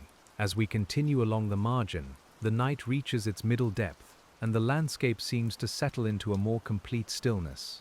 The Okanagan Kettle lakes are no longer reflecting the day at all. They are holding night itself, dark water in dark hollows, with the old glacial forms resting beneath the quiet-like thoughts beneath sleep. This is the hour when details become dreamlike. A reed head might look like a small shadow against a larger shadow. The far bank might seem closer than it is. The water might appear perfectly still until a faint ripple moves and reveals its surface. You do not need to correct these impressions. Let them be soft. In darkness, the basin's form is felt more by enclosure than by sight. The low rim, the cool air, the damp smell, and the absence of reflected daylight all tell you where you are. You are beside one of the Okanagan Kettle lakes, in a hollow left by ancient ice, with water resting where absence made room. That is enough orientation. The lake's bottom continues its unseen receiving. Tonight's pollen, today's dust, a fragment of reed, perhaps the wing of an insect, all may settle eventually into the basin's archive. The process is almost too slow to imagine, but sleep understands slow processes. A body settling into rest is not unlike sediment finding the bottom. It happens by letting go. You can feel the metaphor without needing to name it again. The shoulders loosen, the jaw softens, the breath lengthens. Thought becomes less suspended and more settled. The lakebed waits below the dark water, and the bed beneath you waits in the room where this voice is playing. Two forms of resting meet across distance. The Okanagan Kettle lakes make that meeting easy because their quiet is not blank. It contains enough detail for the mind to drift through, but not enough urgency to pull it awake. Reed, ripple, mud, star, slope, ice memory. Each image arrives slowly. Each one can fade before the next fully forms. The rhythm remains downward. There may be fish in some of these lakes, and in others the community may be shaped more by insects, amphibians, and wetland invertebrates. The presence of fish can change how small animals behave and which species thrive. But tonight, we hold the idea gently. Life below the surface is varied, local, and tuned to each basin. If small fish move through the dark water, their motion is nearly invisible. A shadow shifts near the reeds. A surface ring appears without showing the body that made it. Then stillness returns. You are not watching for spectacle. You are only allowing the lake to reveal tiny signs of ongoing life when it wishes. Where fish are absent or scarce, amphibians and invertebrates may find different possibilities. Some temporary or shallow basins can provide refuge from fish predation for certain species. Seasonal drying can be part of that pattern. Again, the science is quiet when held at the scale of the shore. Water duration, depth, and connection shape who can live here. The Okanagan Kettle lakes are a mosaic of such conditions. Permanent water, seasonal water, marshy edges, open centers, shaded banks, dry rims, groundwater influence, evaporation, sediment depth. Each basin combines these elements differently. As we move through them in thought, we are moving through variations on a glacial theme, each one calm and particular. The night air continues cooling. If mist forms, it may gather first where water warmth meets the settling cold. It lies low across the surface, blurring the reeds at their bases. Your view narrows. The lake becomes even more inward. Sound is softened further, as though the basin has drawn a thin blanket across itself. Mist changes the way distance feels. The far shore becomes uncertain. The middle water disappears into pale gray. Nearby stems become more important because they are what remains visible. In this way, mist teaches attention to stay close. It asks you to rest in what is near, rather than reaching for the whole landscape. The Okanagan Kettle lakes often feel like places where closeness and long time meet. A single reed is close. A glacial hollow is old. A drop of condensation is temporary. A sediment layer may persist for centuries. The mind can move between these scales without strain, because the lake holds them together in one quiet form. We stay there, near the misted edge, until the distinction between water and air becomes tender. Droplets cling to plant surfaces. The cool touches your skin. The smell of damp vegetation deepens. The lake seems to rise slightly into the air, while the air settles down toward the lake. Everything is exchanging itself slowly.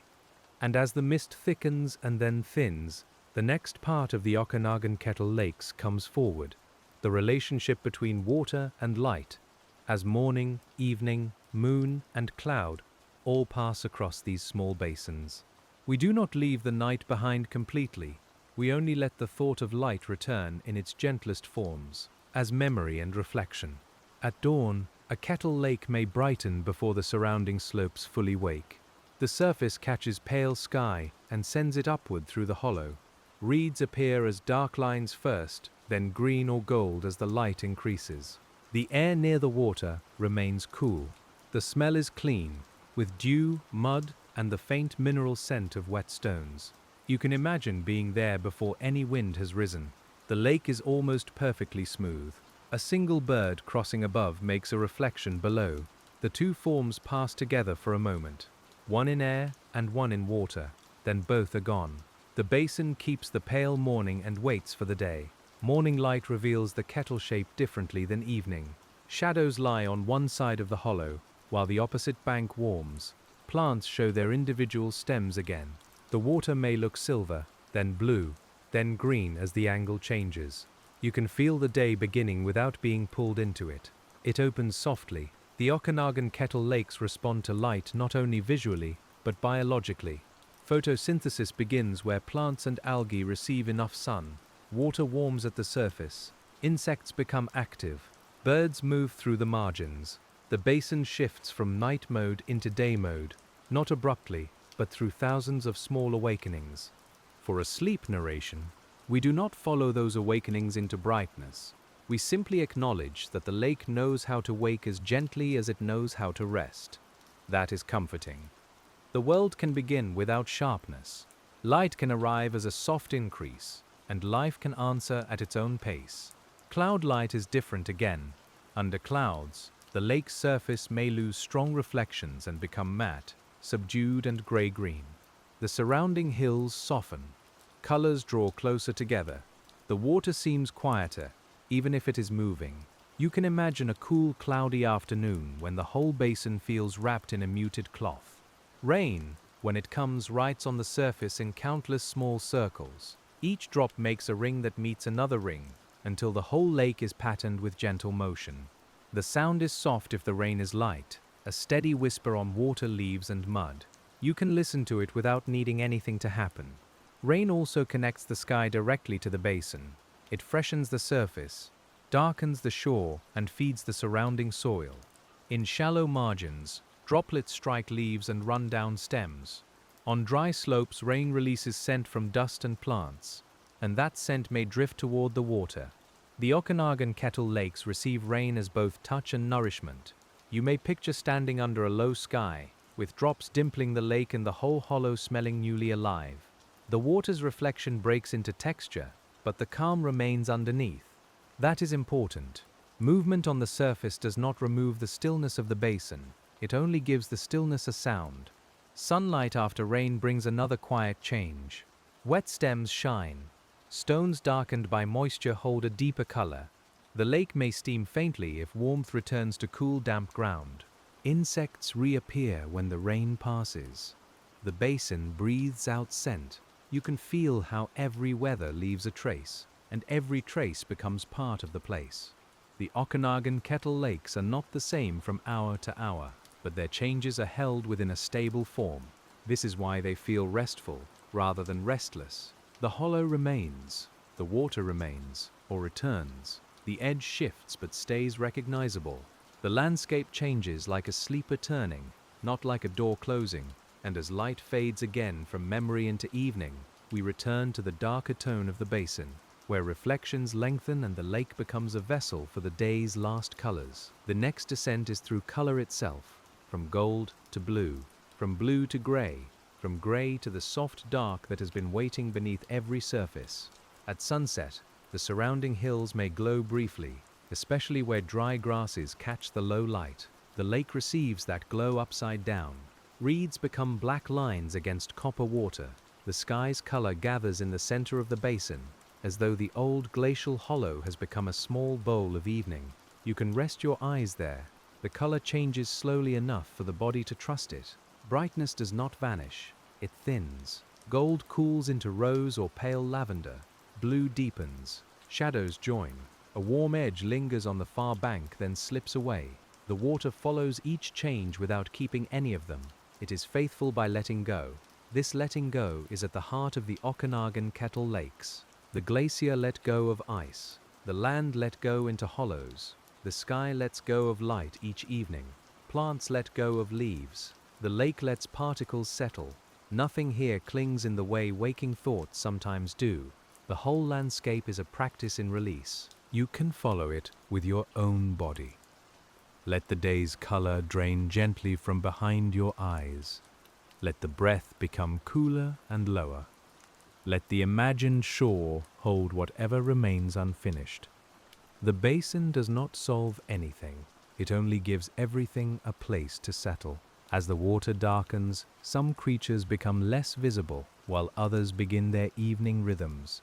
Insects may gather over the surface. Bats may pass silently overhead, feeding in arcs too quick to follow clearly.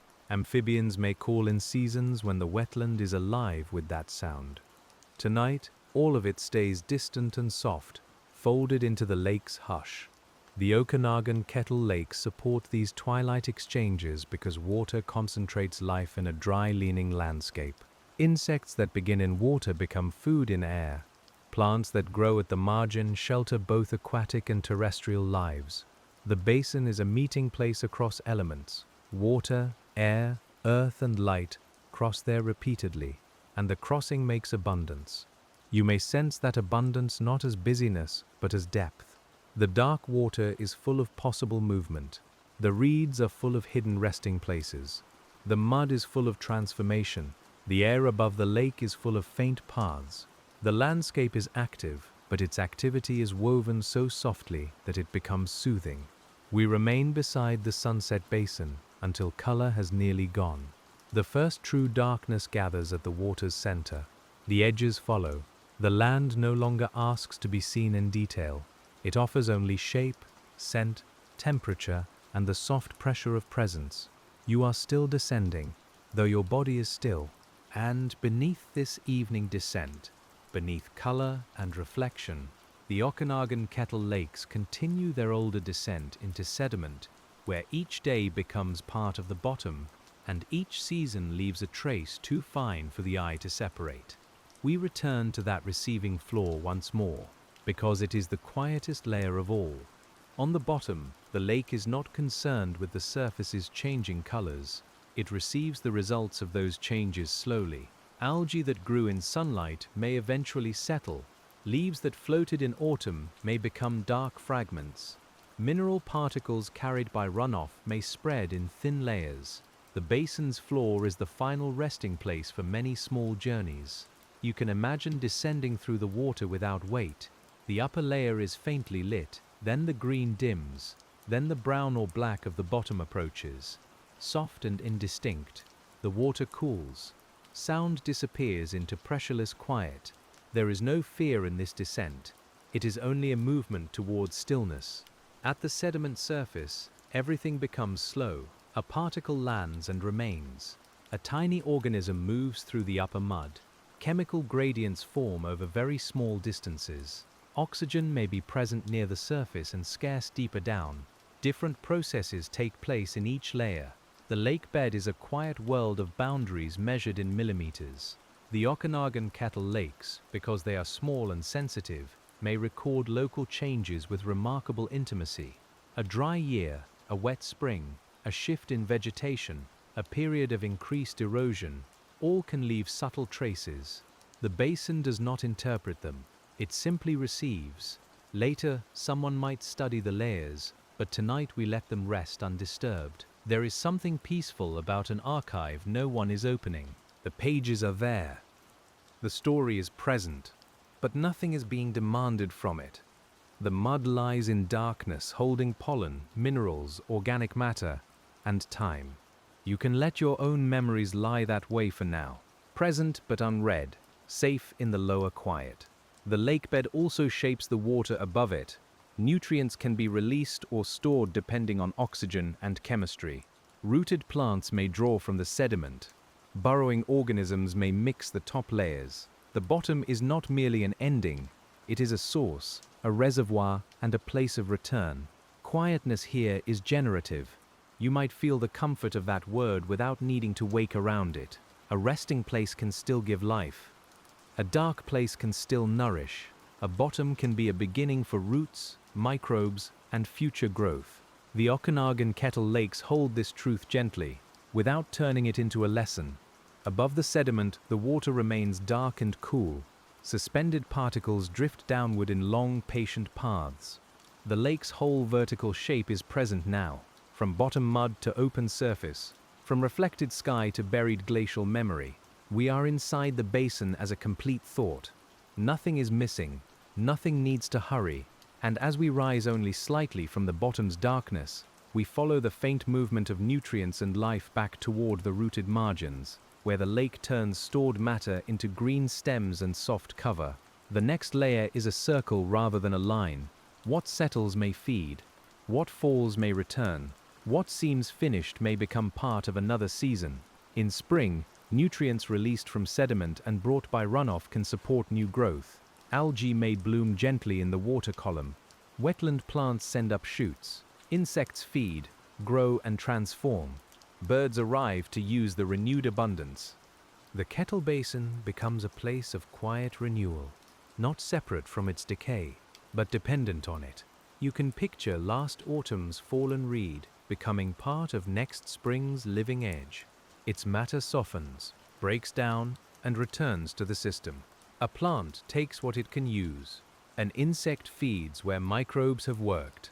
The chain is not a straight line, but a soft circle. The lake keeps turning without appearing to move. The Okanagan Kettle lakes make these cycles visible at a scale the heart can understand. You do not need to imagine a whole ocean or a vast forest. One basin is enough. One shoreline is enough. A few stems, a little mud, a layer of water, and a season returning through them can show the whole pattern. As we move around this cycle in thought, the air remains night cool. The present basin is dark, but within it are all the other times. Spring water, summer insects, autumn leaves, winter ice. They are not happening now, and yet the lake carries their traces. A place is never only the hour in front of you, it is also everything it has held. This is why the Okanagan Kettle lakes feel ancient, even when they are small. Their age is not only in years, it is in the continuity of holding. They have held meltwater, rain, drought, frost, pollen, stems, wings and reflections. They have held silence through many evenings. Tonight, they hold this one too. You may notice that the words themselves have become slower around the basin. They move like water through reeds, bending, pausing, continuing. That is the pace the landscape asks for. A kettle lake cannot be understood by quick looking. It opens through lingering. It gives itself to the patient eye, the listening ear, the resting body. And as the cycle of settling and returning becomes quiet again, we drift toward the winter face of the Okanagan Kettle lakes, where cold stillness lays another kind of calm across the basins. The night we are in could be summer or autumn, but the mind can move gently through winter without leaving the shore. The lake knows every season, and winter is one of its deepest silences. In winter, a small kettle lake may hold ice at the surface, thin or thicker depending on weather, depth, and exposure. Snow may lie along the rim. Reeds stand dry and pale, their stems rattling softly in the wind. The surrounding hills lose some color, and the whole basin becomes a study in muted tones. White, gray, brown, dark water where ice is absent. You can imagine the sound of winter here. It is more spacious. A faint creak from ice, a whisper of dry stems, a distant movement of wind across open ground. Snow softens footfalls and covers the small irregularities of mud and grass. The lake becomes less reflective and more inward, sealed for a while beneath cold. Beneath ice, water remains liquid below the frozen skin. Life slows. Some organisms rest in mud. Others continue in cold water at reduced activity. Gases move differently. Light is dimmed by ice and snow. The basin's processes do not stop, but their pace becomes very low, like breathing during deep sleep. The Okanagan Kettle lakes in winter show how quiet can be layered upon quiet. The hollow is already still. The cold makes it stiller. The ice closes the surface. Snow softens the rim. The reeds hold their pale positions. Everything seems to be waiting, but the waiting is not empty. It is seasonal rest. You can let that winter rest enter your body as an image. A basin under snow, water under ice, mud under water, roots under mud, glacial sediments under roots. Each layer is calm below the next. Your own rest can layer itself in the same way. Blanket over body, breath under thought, sleep under breath. When thaw returns, it does not break the winter harshly in this telling. It loosens it. Ice thins at the edges. Water appears around stems. Snow withdraws from the sunlit slope first, then from shaded places later. The basin begins to open. A dark ring appears between shore and ice. The lake releases its surface slowly.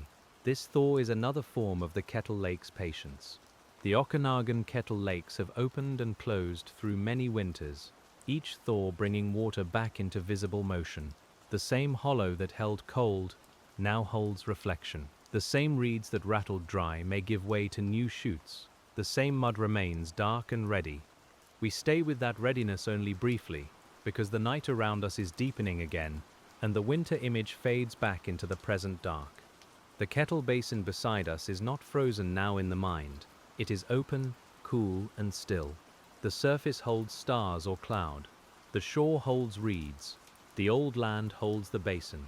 And as winter's silence returns to the larger silence, we move toward the subtle sounds of water level and shoreline change, where the Okanagan Kettle Lakes keep adjusting their edges through years of wet and dry. The movement is slow enough that a tired listener can rest inside it. No sudden rising, no sudden loss, only gradual shifting. In wetter periods, water may reach higher among the plants, covering mud that had been exposed before. Seeds lying dormant may wait under the surface. Aquatic plants may spread. The lake's open area may widen, and reflections may reach farther into the vegetation. The basin feels fuller, rounder, more visibly water-filled. In drier periods, the edge may retreat, mudflats may appear, wetland plants may colonize newly exposed ground. Salts or minerals may sometimes become more noticeable in certain basins, depending on local conditions and evaporation. The lake does not fail by changing shape. It reveals another part of its range. You can picture walking the same shore in 2 different years. In one, water laps near the grasses and stems stand deep. In another, your path crosses firmed mud where water once lay, and the open surface is farther away. Both visits belong to the same lake. Both are true. The basin is not a fixed drawing, but a living interval. The Okanagan Kettle Lakes teach this gently because their scale makes variation visible. A small change in depth can shift the shoreline noticeably. A wet spring can transform a hollow. A hot season can narrow the water. The lake responds to climate in ways that can be seen and smelled and felt at the edge. Water level affects temperature, chemistry, habitat, and the plants that can grow. Shallow water warms quickly and may support dense vegetation. Deeper water can remain cooler and more open. Exposed mud can invite germination. Flooded edges can shelter aquatic life. Every level creates opportunities and limits. The lake is a quiet negotiator among them. You may feel how soothing it is to imagine change as negotiation rather than struggle. The water comes to where it can come. The plants grow where they can root. The mud holds what it receives. The basin gives its shape to each season. Nothing in this quiet telling needs to force itself beyond the conditions of the moment. The shore at night shows only the latest agreement. A dark waterline, a band of damp soil, stems standing at certain depths. Drifted leaves caught in one place. Your eye can follow these signs slowly, knowing they are temporary and enough. The lake is always becoming its current self, and as we rest with that changing edge, the Okanagan Kettle lakes draw us toward the wider quiet of ecological connection, where each basin is small, yet none is truly alone. The next movement carries us softly from one hollow to another, through air, groundwater, seasonal visitors, and the long continuity of glacial land. A lake can be separate on the surface and connected underneath. Birds connect basins by movement. Insects connect them by flight. Seeds may travel on wind, water, or the bodies of animals. Groundwater may link wet places through unseen flow. Even the same weather system touches multiple hollows, filling or drying them in related ways. The landscape is a constellation of small waters. You can imagine those basins at night from above, not as a map, but as scattered dark reflections among pale hills. Each one holds a different fragment of sky. Each one has its own reeds, mud, depth, and seasonal rhythm, yet they all belong to the Okanagan Kettle Lakes, to the same glacial memory and the same valley air. This connectedness is quiet because it is mostly not visible from one shore. Standing at a single lake, you may feel alone with that basin, but somewhere beyond the rise, another hollow is cooling. Beyond that, another wetland is holding mist. Beyond that, another small surface is receiving stars. The land repeats its calm in many places. We move through that repetition without needing to visit every basin. It is enough to sense them. The mind can rest in the pattern.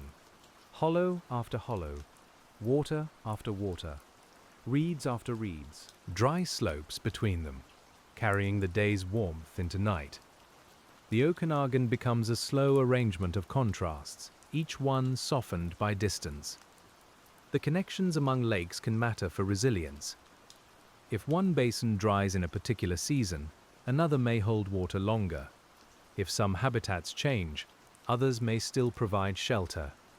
Species that can move may use different wetlands at different times. The mosaic supports life not by being uniform, but by offering variety.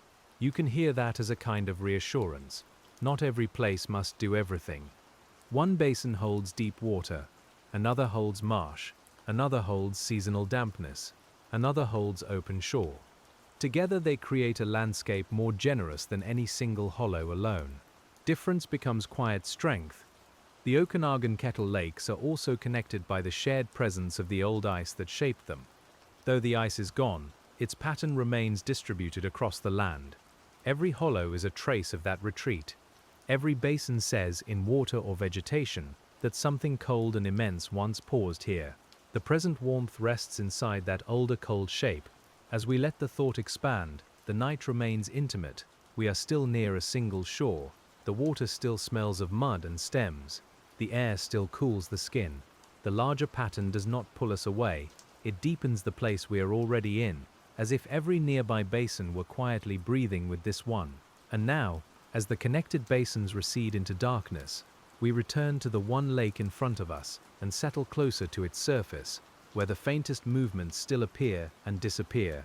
The Okanagan Kettle Lakes may belong to broad geological time, but they are also made of tiny present moments. A ripple, a scent, a cooling breath, a shadow crossing water. The surface at this hour is almost black. If you look closely, you may see a slight difference between the reflection of sky and the reflection of reeds. The sky reflection is open and deep. The reed reflection is vertical and textured. Between them, a small ripple bends both. The lake turns the world into slow, moving lines. You can let your eyes stop searching. There is no hidden event coming. The movement already here is enough. Water trembles. A stem shifts. A particle sinks. Somewhere below, a small life turns in the dark. The basin holds all of it, and the night makes it softer. The Okanagan Kettle lakes are places where ordinary natural processes become deeply restful when attended to without hurry. Evaporation lifts water invisibly. Condensation returns it as dew or mist. Photosynthesis stores light in green tissues. Decomposition returns those tissues to soil and water. Sedimentation lays the record down. Reflection brings sky to earth. Each process is simple when softened into sensation. Evaporation is the lake breathing upward. Condensation is coolness made visible. Photosynthesis is sunlight becoming leaf. Decomposition is the return of leaf to darkness. Sedimentation is the quiet fall of matter. Reflection is the sky resting in water. You can drift among these meanings without needing to wake. The basin's stillness becomes a kind of room around the mind. Its walls are not walls, but slopes. Its floor is mud. Its ceiling is sky. Its furnishings are reeds, stones, floating leaves, and reflected stars. We sit there together in the dark, and the room does not close. It opens inward. This inward openness is part of what makes the Okanagan Kettle lakes so suited to quiet attention. They are enclosed enough to feel held and open enough to feel connected. They have edges, but not hard ones. They have depth, but not a forbidding depth. They have history, but it arrives as shape rather than noise. You may feel yourself becoming less separate from the scene. The bed beneath you can become the shoreline. The room around you can become the hollow. The darkness behind your eyes can become the lake's dark water. The voice can move like a faint wind through reeds, and you can let it pass without holding every word. We continue because the landscape continues. There is still more quiet to enter. The basin still has its older layers, its seasonal breath, its hidden life, its soft edges, and its reflected sky. Nothing needs to resolve. We are only moving deeper into the calm that was already here. And as we let the present moment widen, the Okanagan Kettle lakes carry us toward the old patience of geologic time once more, not in a grand lecture, but in the felt understanding that every rounded hollow is the afterimage of ice. The land is sleeping in forms made by cold. The water is dreaming in those forms under the night. Imagine the glacier again, but from far away, as a broad pale presence across the valley and uplands. It is not a scene of force tonight. It is a scene of weight, slow movement and silence. Ice presses, flows, melts and leaves behind its mixed sediments. Water runs from it in braided channels. Blocks break away and come to rest. Those blocks of dead ice, detached from the moving glacier, become temporary hidden hills beneath sand and gravel. They are cold absences waiting to happen. As they melt, they create room. The room becomes depression. The depression becomes basin. The basin becomes lake. The lake becomes habitat. The habitat becomes memory held in living form. You can feel how long that chain is, and how quietly it leads to this shore. Nothing in the present reed bed is separate from the vanished ice. Nothing in the reflected star is separate from the hollow that lets water gather. The Okanagan Kettle lakes are made of connections between moments that never saw one another and yet belong together. This is a peaceful way to think about time. One thing leaves, another becomes possible. Ice leaves and water gathers and plants arrive. Plants arrive and small lives find shelter. Small lives move through seasons and sediment records their traces. The lake is not an ending to the glacial story. It is the story continuing softly. The stones around the shore may have traveled before resting here. Some were carried by ice, some by meltwater, some by later runoff. Their edges may be rounded or angular, depending on their journey. At night, you cannot see them well, but you can imagine them under your hand, cool, firm, and patient. A stone at the shore holds a different kind of time than a reed. The reed grows, bends, dies, and returns within seasons. The stone changes more slowly, weathering by water, ice, temperature, and touch. Yet both belong to the same edge. The Okanagan Kettle Lakes bring fast and slow lives together, and both become quiet in the basin. You may rest your imagined attention on one wet stone half in water. The lower part is dark and cool. The upper part has dried slightly in the night air. A thin line marks the current water level. Reflected sky trembles beside it. The stone does nothing, and its doing nothing is deeply restful. Around that stone, small particles may settle when the water is calm. If wind rises, they may lift again. The boundary between bottom and water is therefore always a little alive. Settling, lifting, resettling. The lake arranges and rearranges its fine materials with a touch lighter than thought. We let that light touch guide us onward, not away from the basin, but farther into its quiet logic. The Okanagan Kettle Lakes are shaped by processes that repeat softly. Water gathers in low places, light changes on surfaces, plants grow at edges, matter falls downward, cold settles at night. Each repetition deepens familiarity, and as repetition deepens, the mind can loosen. You do not need newness every moment. The same lake can be enough. The same ripple, seen again, can be enough. The same cool breath from the water can be enough. Sleep often comes when the world becomes trustworthy in this way, patterned and gentle and unhurried. The night near the lake seems to stretch. Time is no longer measured by minutes, but by small shifts in darkness. The far shore becomes less distinct. The stars, if present, move beyond noticing. The reeds hold their place. Your breathing holds its slower rhythm. We remain within the Okanagan Kettle Lakes, within their old hollows and present hush. A faint dew may gather on grasses above the shore. It beads along narrow leaves, making them cooler to the touch. The smell of the ground changes again, fresher and more intimate. Dew is another quiet return of water to the land.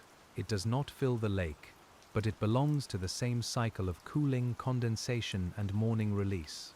You can imagine those dew beads forming while the lake lies dark nearby. Each one is tiny, temporary, and complete. At dawn, sunlight may lift them away. For now, they rest on grass, reflecting the same sky the lake reflects in larger form. Small water and larger water share the night between them. The Okanagan Kettle Lakes teach attention to scale in this tender way. A basin may hold thousands of years of history. A dew bead may last only hours. Both can reflect the sky. Both can cool the air around them. Both belong to the water cycle that moves through the valley with patience beyond any one night.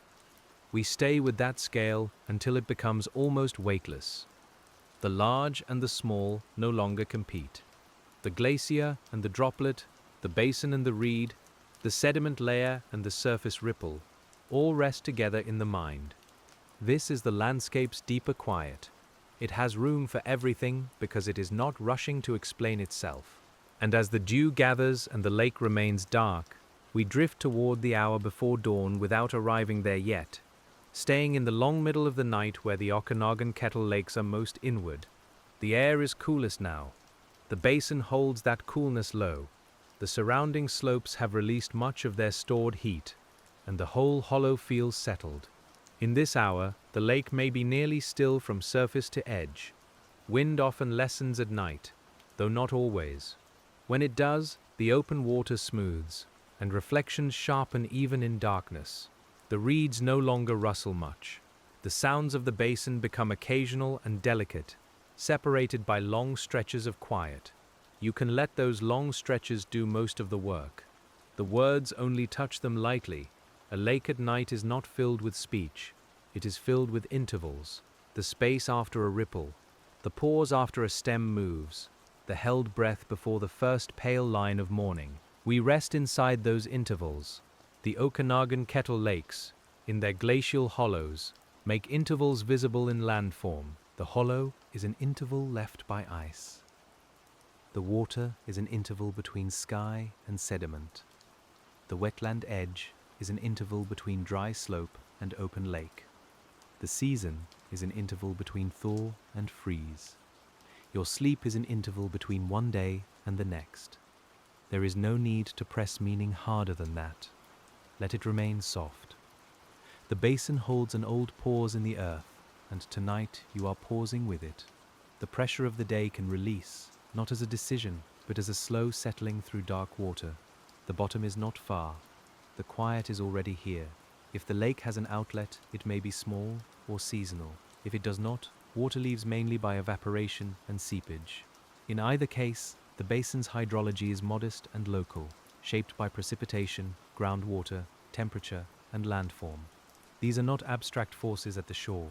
They are the reasons the mud is damp, the reeds are rooted, and the surface reflects.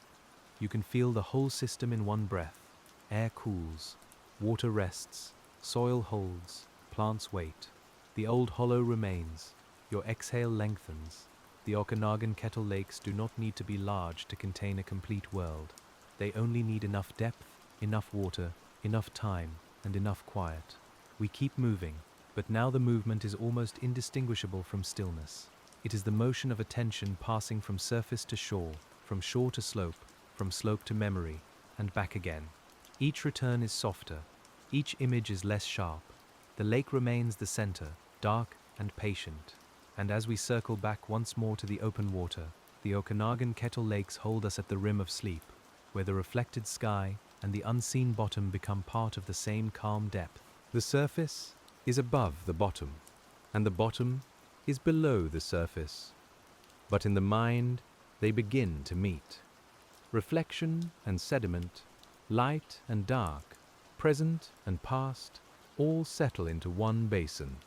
You may imagine lying on your back now, not at the shore exactly, but within the feeling of the shore. The cool air brushes your face. The smell of water and dry grass remains faintly around you. The lake's dark oval rests behind your closed eyes. The basin's curve holds the night without strain. Nothing needs to happen next in any sudden way. The landscape continues by continuing. Water touches mud. Reeds stand in damp ground. Stones hold their coolness. Sediment receives. The old glacial hollow keeps its shape somewhere beyond this basin. Another basin does the same, and another across the quiet Okanagan land. The thought of many lakes can become a slow drift again, each one holding its own darkness, each one shaped by its own buried ice block from long ago, each one reflecting a slightly different piece of sky. You do not have to visit them. The pattern is enough. The mind can move among them like mist over one basin, dark water in another, marsh plants in another, a meadowed hollow where open water has nearly filled with time, a clearer lake with stony shallows, a shallow pool bright in spring and quiet in late summer. The Okanagan Kettle lakes are not one image repeated exactly, but a family of calm forms. That variation keeps the landscape alive without making it restless. You can drift from one to the next and remain in the same mood. The scent changes slightly. The shore changes slightly. The water darkens or opens or hides among stems, but the underlying feeling remains steady.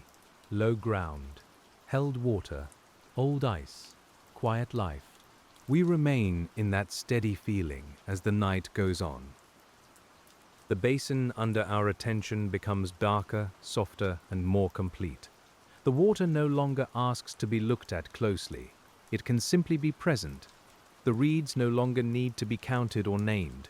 They can stand as a dark fringe, enough in themselves. The Okanagan Kettle lakes have carried us from glacial origin to wetland edge, from open reflection to bottom sediment, from seasonal change to night stillness. Yet none of that feels like a finished path. It feels more like sinking through layers of calm that were already waiting. We are still in the middle of them, still held by the quiet landscape. The shore curves on into darkness. We follow it without needing to know where it leads. The ground is cool now. The air is soft with dampness. A faint line of sky rests on the water, and beneath it the old basin deepens into shadow, holding every settled grain, every rooted stem, every reflected star, and every slow breath we have brought to it. The shore no longer needs to lead anywhere, and the curve of the basin can simply hold you where you are, close to the dark water of the Okanagan Kettle lakes. The reeds stand in their patient ring, nearly still now, with only the faintest brushing when the night air moves through them. The water keeps its black reflection. The hills have softened into one low shape around the hollow. You can let yourself sink below the surface in thought. Not quickly, not with effort, only with the slow ease of something light becoming quiet. The last trace of sky fades above you. The stems become shadows overhead. The cooler water gathers around the body like a calm enclosing hand, and beneath it, the lake bed waits without asking anything.